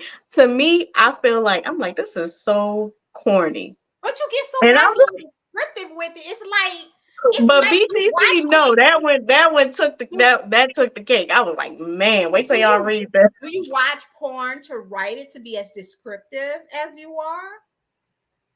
I don't have to. Because you even do you even write the sigh. You write the sounds that they're making, the way you you literally describe how aroused they are. And so you describe how aroused they are and what they're thinking in their head at the same time. Mm-hmm. Like, cause if you gotta think about it, like we all on here, we all grown, we all had sex, like you know what it feels like. You just have to put that onto paper. Like now, that's if you getting it good. I can't help you if you ain't getting the good stuff if you don't know what's going on.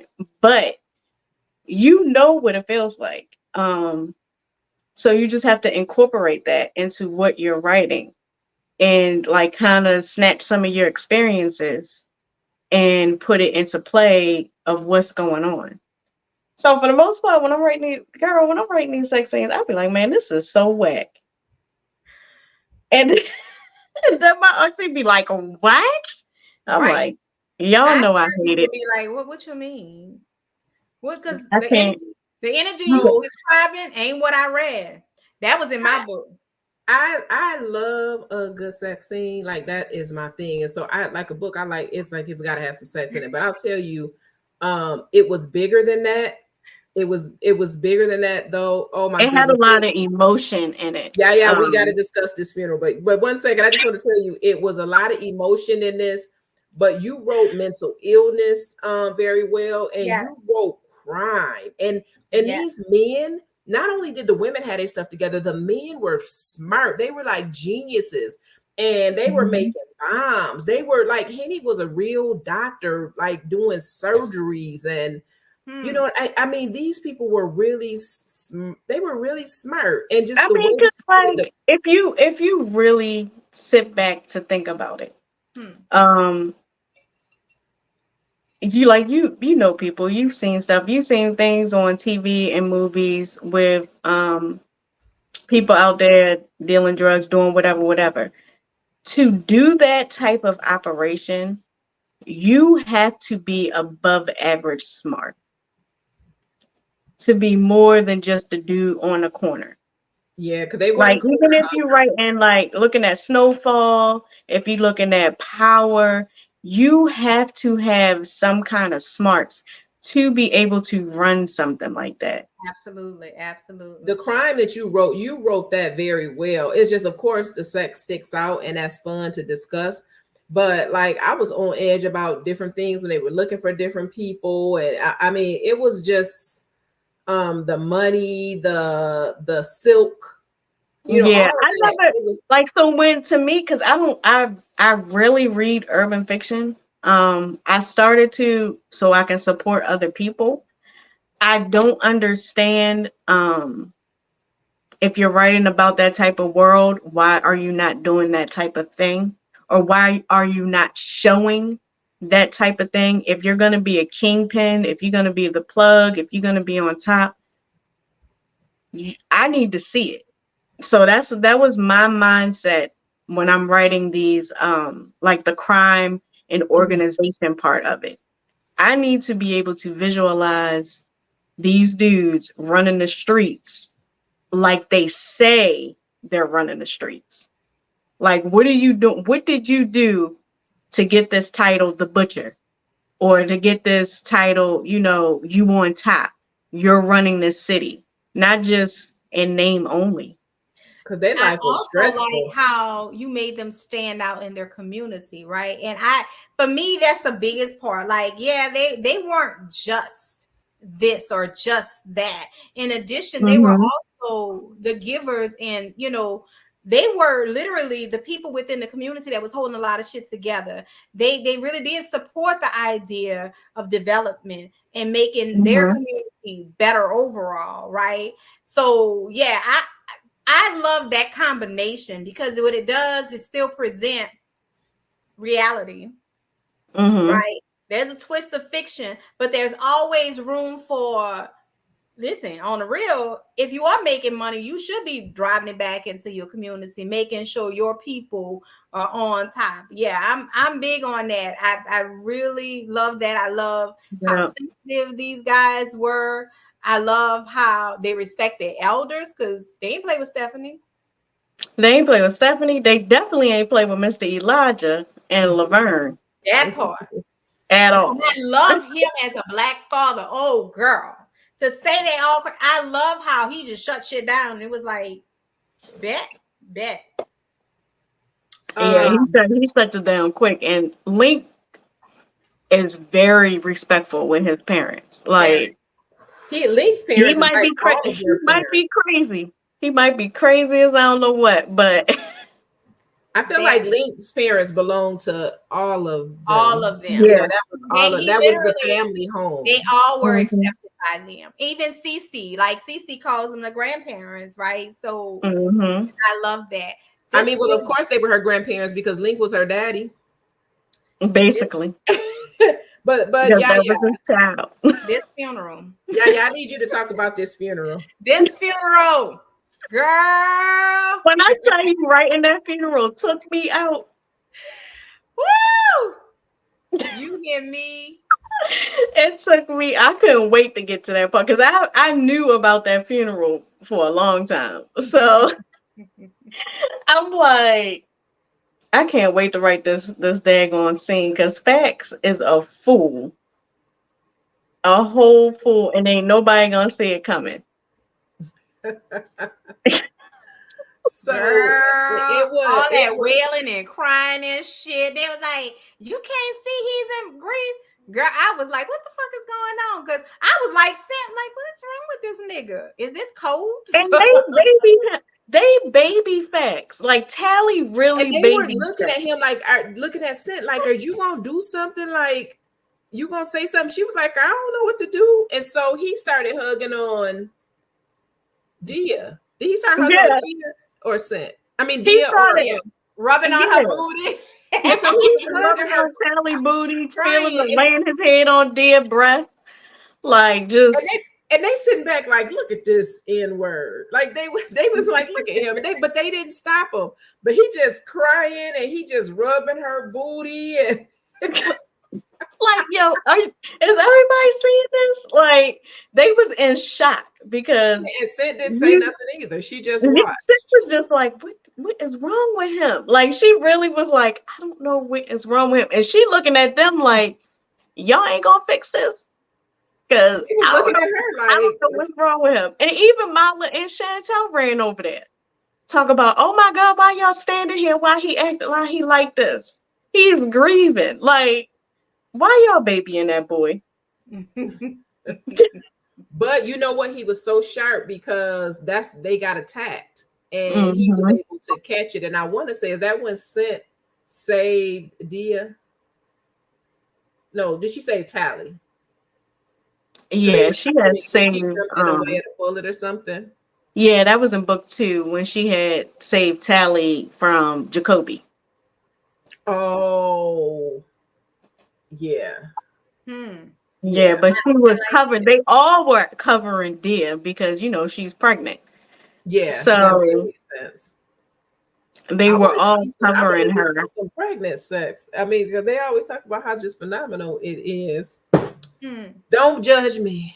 I mean, it must have been phenomenal. Her ass went into labor because she was like, "You got to take me into the office." Because I'm about to tell you, I knew it was going down. But it was so funny because Tally was because why Scent was getting ate out. Sanchez was holding Tally, and then he came over there. He was like, he came to put her out of her misery, and they just all in this room just, you remember when they was in the boardroom? They had the meeting because The one lady had filed a Because of complaint against Pamela. it because of Pamela, and so they had this meeting, and they was all in a room, and so when it was all done, they're all left, and You sent shot facts. Because he said he was going to leave her alone. And he was like, well, shoot, I just leave. I'll leave you alone then. And she shot him. but you know what? He ate her out on that table in front of everybody. Yep. They didn't mind the audience, and they all stood there like, "Yep, you got to take it. Just take it, Sent." And let me tell you something. I love when I say one of the things I love about reading is learning new shit. The Jacob Ladder. And so many people did not know what that was. Baby, let me tell you something. Again, I probably spoke about this in your group. Love Belvin is one of my absolute favorite authors. And when she talks about my brother Raj with the APA, I had no idea what the fuck that was. So, again, the type of reader I am, I'm Did stopping. you Google it? I don't want to just see the definition. I want to see the motherfucking image. Oh, did you ever see the image that I posted with all different kinds of APAs and all of the? Yes, because I posted and Facebook took my shit down. Did they? Girl, they always taking my. I get flagged for every fucking thing. But baby, when I saw that shit, I was like, well, god damn. I want to climb that motherfucker. Okay? Girl.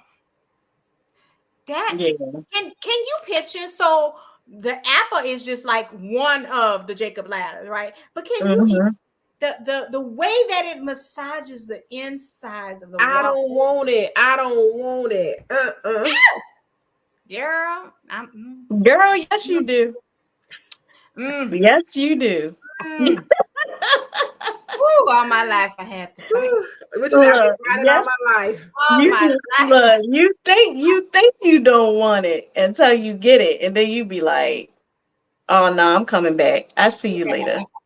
You know what, Ebony? I want to tell you, you showed your ass with this series. She did. Like all of the stuff you put in there, you taught. I know everybody who has read this, I know they've learned something from this book.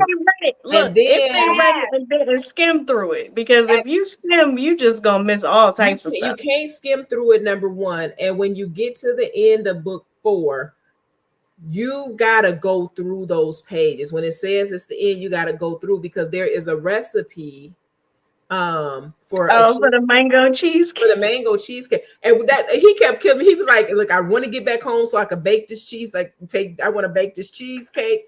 But anyway, like, you got the recipe in there. You talk about that mango cheesecake. I don't fuck with no cheesecake, but I want some mango, goddamn. But listen, I'm gonna skip over the goddamn cream cheese. I don't even like mangoes. That's the crazy part. I don't even like them. You don't?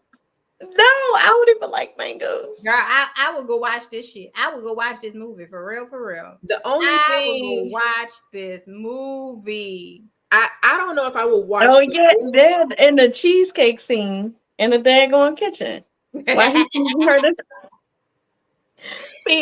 cheesecake? I need you to project this from your head to the screen, because I need to watch. I want to watch it. I don't necessarily need to watch it, but I would love to hear it on Audible with the right narrators. Oh my god, Detonator.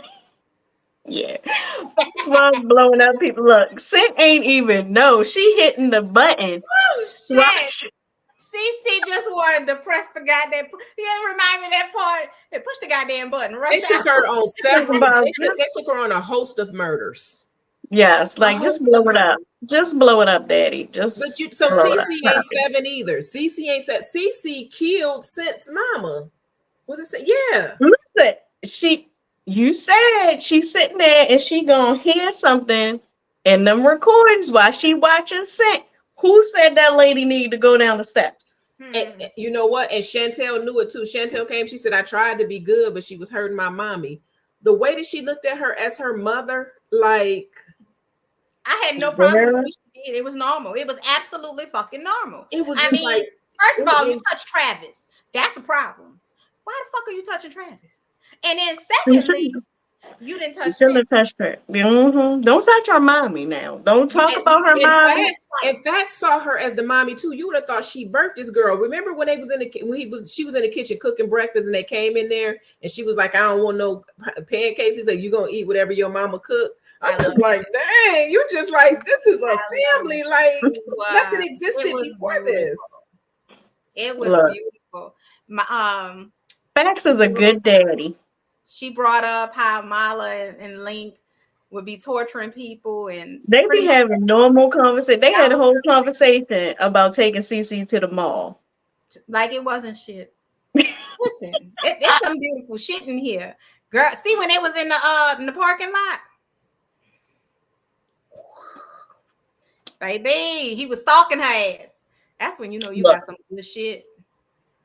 He was stalking her. Yeah, Terrible. There was a lot of stalking.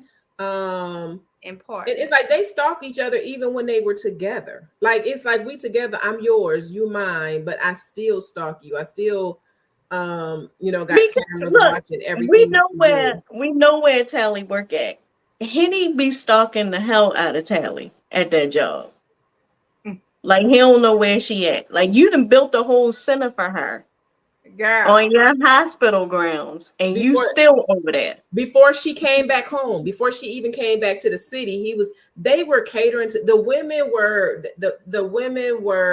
they pleased these women. They went out of their way to make sure they had everything as far as professionally and Fax encouraged Scent to be back, to go to finish with school and so that everybody was even doing her homework when she had got shot. Yeah, he was doing her homework.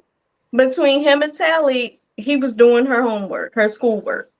It had that sense of normality with family, right? Like she mentioned about the family dinner. That was so important, and for me, what it did was support the bond that they had, but also to make sure we kept perspective because we had too many motherfuckers who we thought was sitting at this table, like Xavier.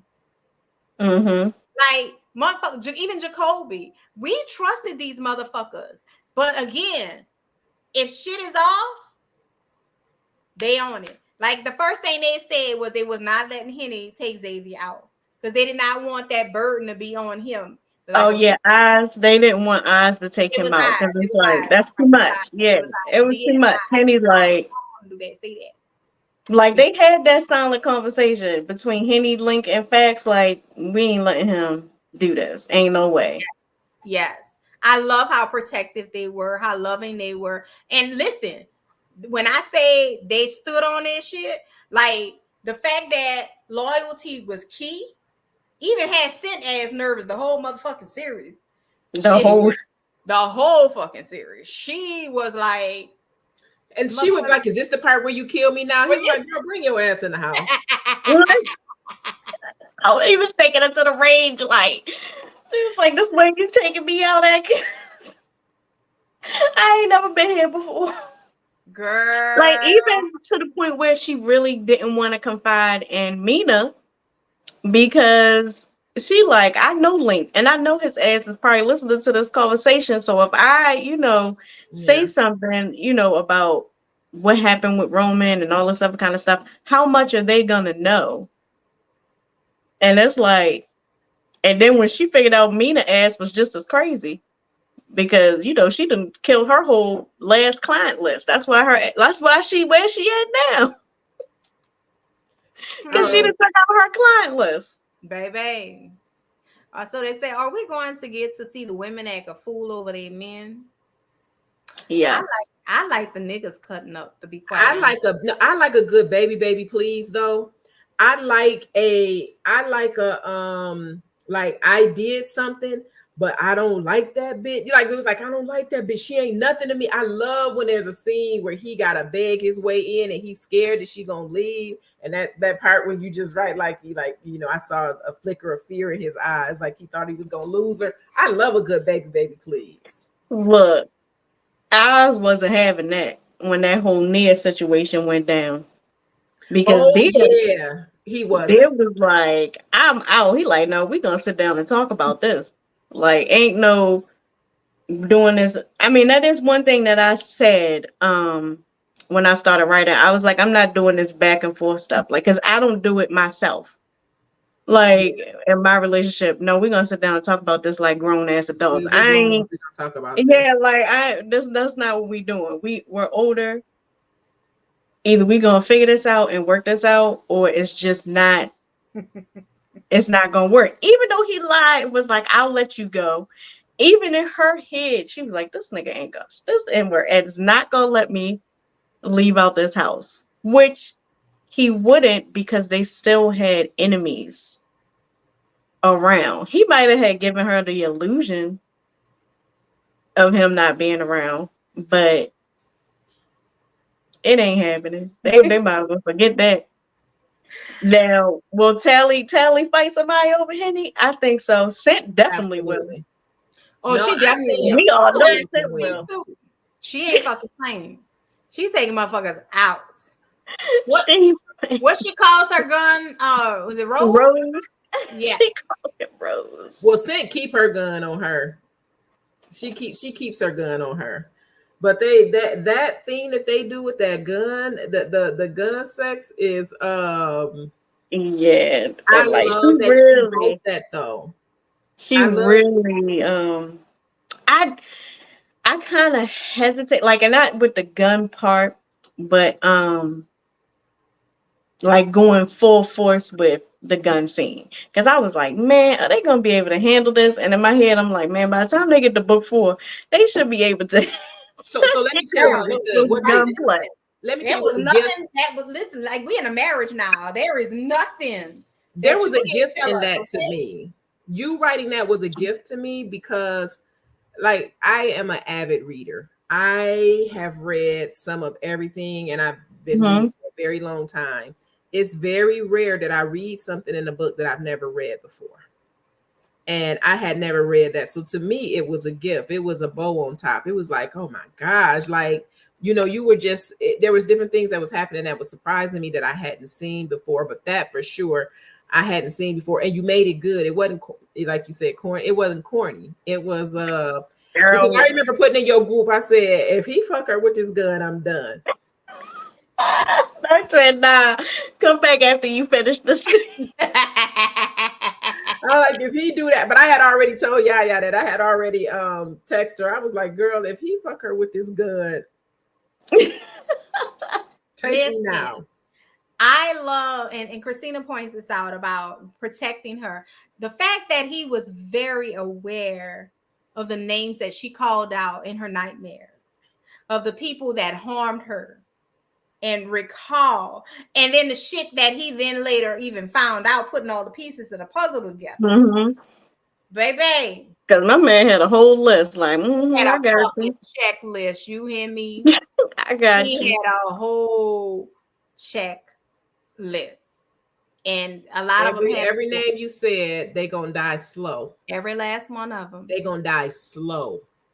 Girl, he pushed that man out the window talking about, you gonna be the first one to the ground floor. Like, and he did, like, because the guy, when they went to Demarclat Productions, and the 2 people were in there because they was trying to find Roman. They was trying to see why the IRS was coming to do an audit on them or whatever. That guy that was in there had also, like, in his own way, tortured Scent. Right. Yeah. So he shot him exactly where he marked Scent. Right. Yep. With the cigarettes, huh?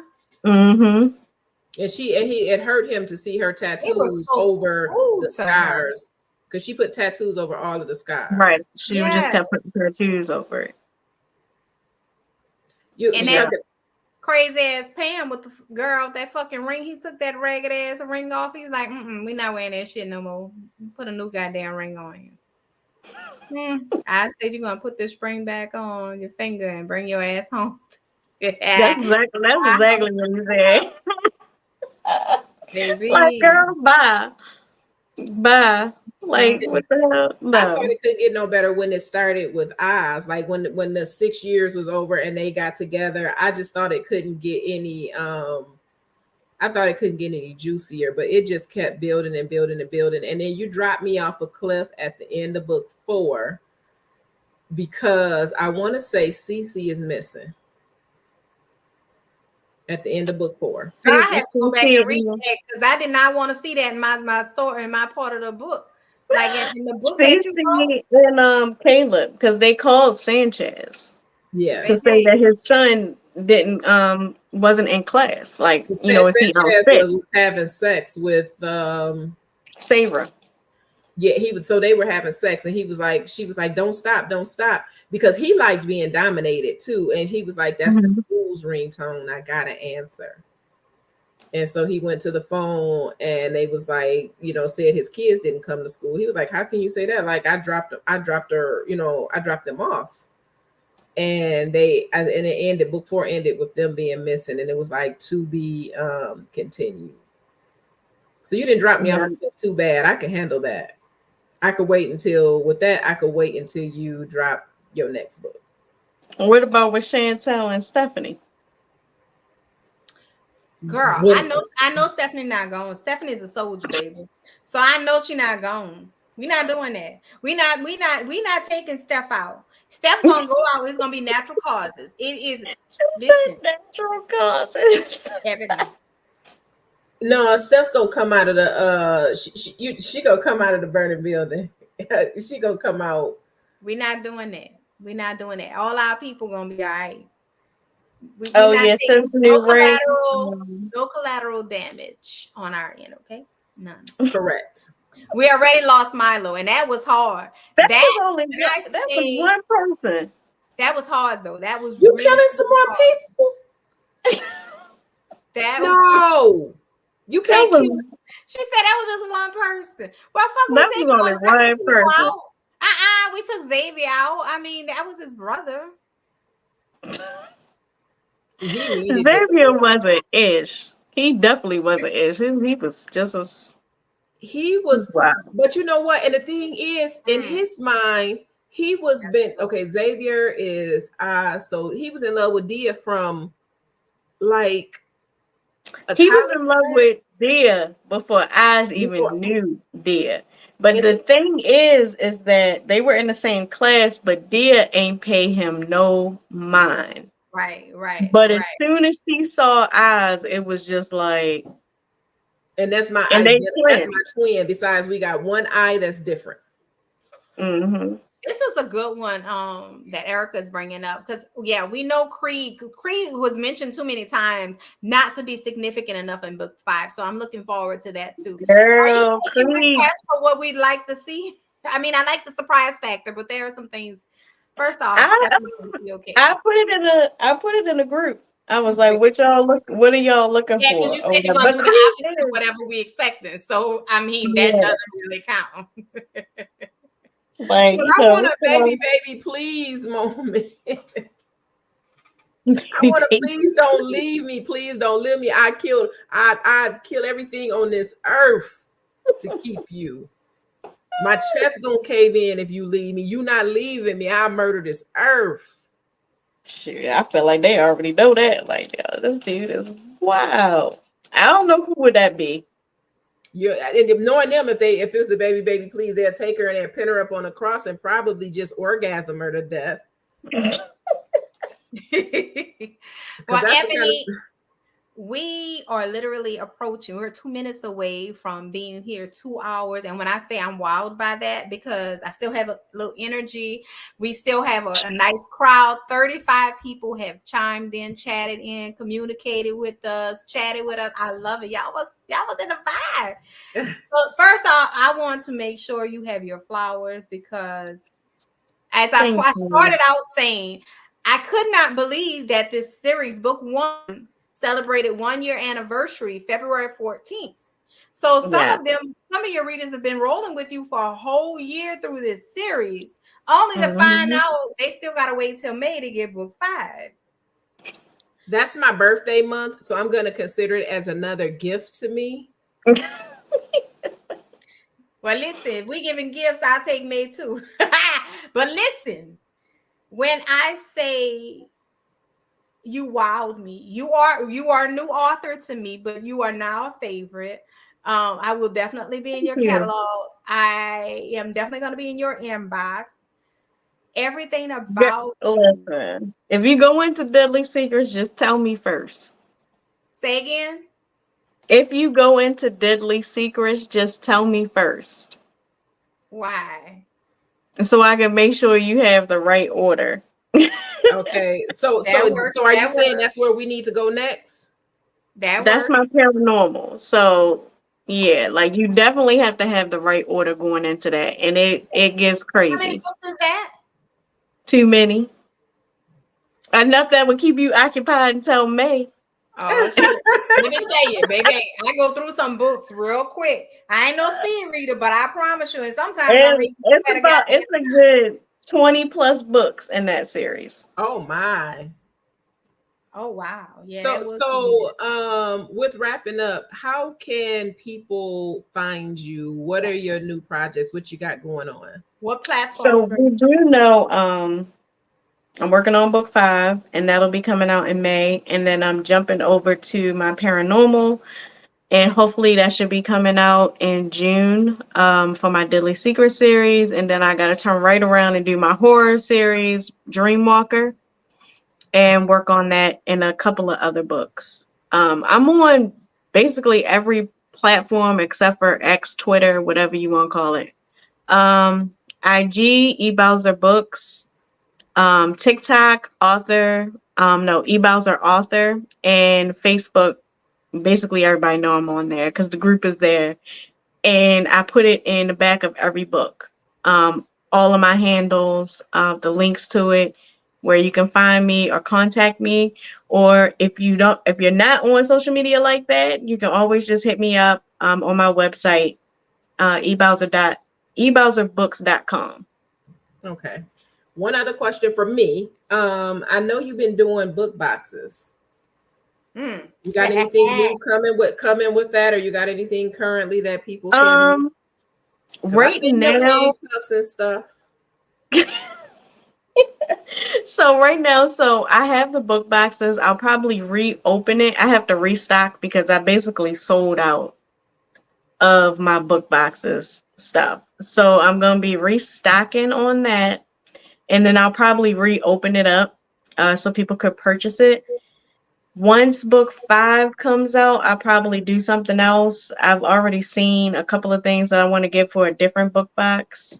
So I'll be working on that. But for this book box right now, you have the combined books of 1 and 2 or 3 and 4. Are you going Um, to keep them combined? can you say it again? Are you going to keep them combined? Yeah. I mean the books you can buy single, but books 1 and 2 combined as an author's edition. So you can purchase that single or you can purchase that one of those as a book box. Okay. And are you attending any events, author signing events? I'm actually going to the Boozy Book Tour in South Carolina. Or was it Okay. North Carolina? But I am going to be there doing signings and I'll have books and all that and some goodies there too. Giveaway and stuff like that. So I will be at that one. I don't have any more plans. So I plan on start this year. I said I'm going to do one and then I'm going to go from there and start doing more book tours because Okay. I've been hesitant about doing it. And I was like, I got to get out there. I'm playing around. So I can tell from your page under the people want to meet you. They want to meet you in person. They want to grab those books, get them autographed and all of that in yeah. person. And I keep telling people like I'm very quiet. Like I might write some crazy stuff, but I'm very, very quiet. So it's like for me to have to get out there and do this, it's definitely taking me out my comfort zone. We got So, some but I want to requests meet. to come to Nashville, to come to Florida. Hey, I'm in Houston. So let me know if ever you're in town, baby. Let me know. I will let you know. Again, I want to say thank you very much for saying yes. You did not hesitate, and I so appreciate that. Us readers, Thank you for asking me.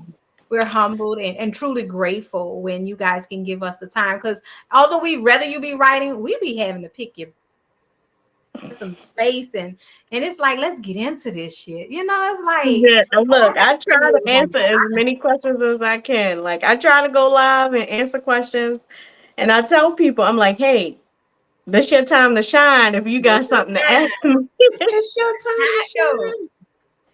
And Patrese, I want to thank you, my sister reader. Patrese is with the Black Girl Book Club podcast. There's a lot of freaking words in there sometimes, and then after I didn't have a drink, just shorten it to an acronym. Right. So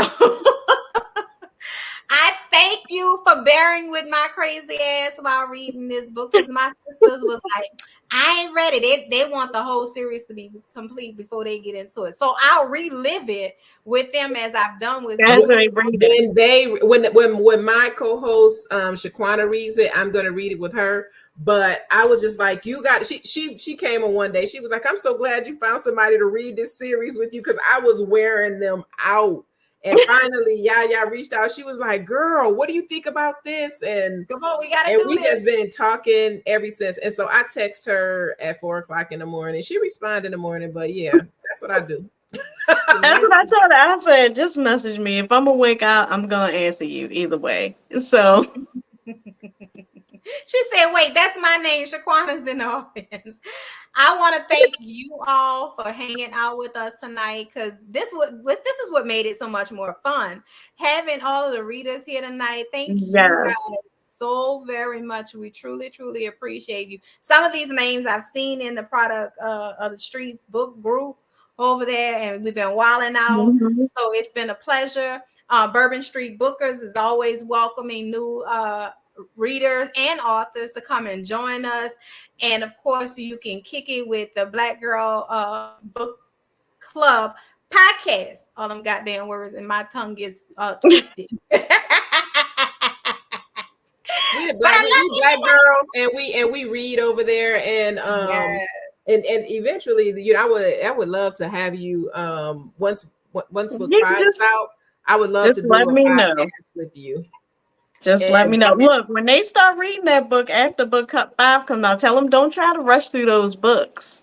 Well, actually, our group is already reading it. Our group is reading it. Like, I've been talking about it in there, and they reading it and they love it. It's some people from the podcast page on this chat, but it's my co-host. She's got to read it. And then we want to do a podcast on it. And so we got Black girls that travel with that's gonna be crazy. Yeah, it's been quite the pleasure. Union City, we welcome Union City Kings into our book, into our world, into our book baby. Listen, the 4 Horsemen. Y'all, until next time, hopefully we can have everybody to come back for book 5. The finale. Yeah, definitely.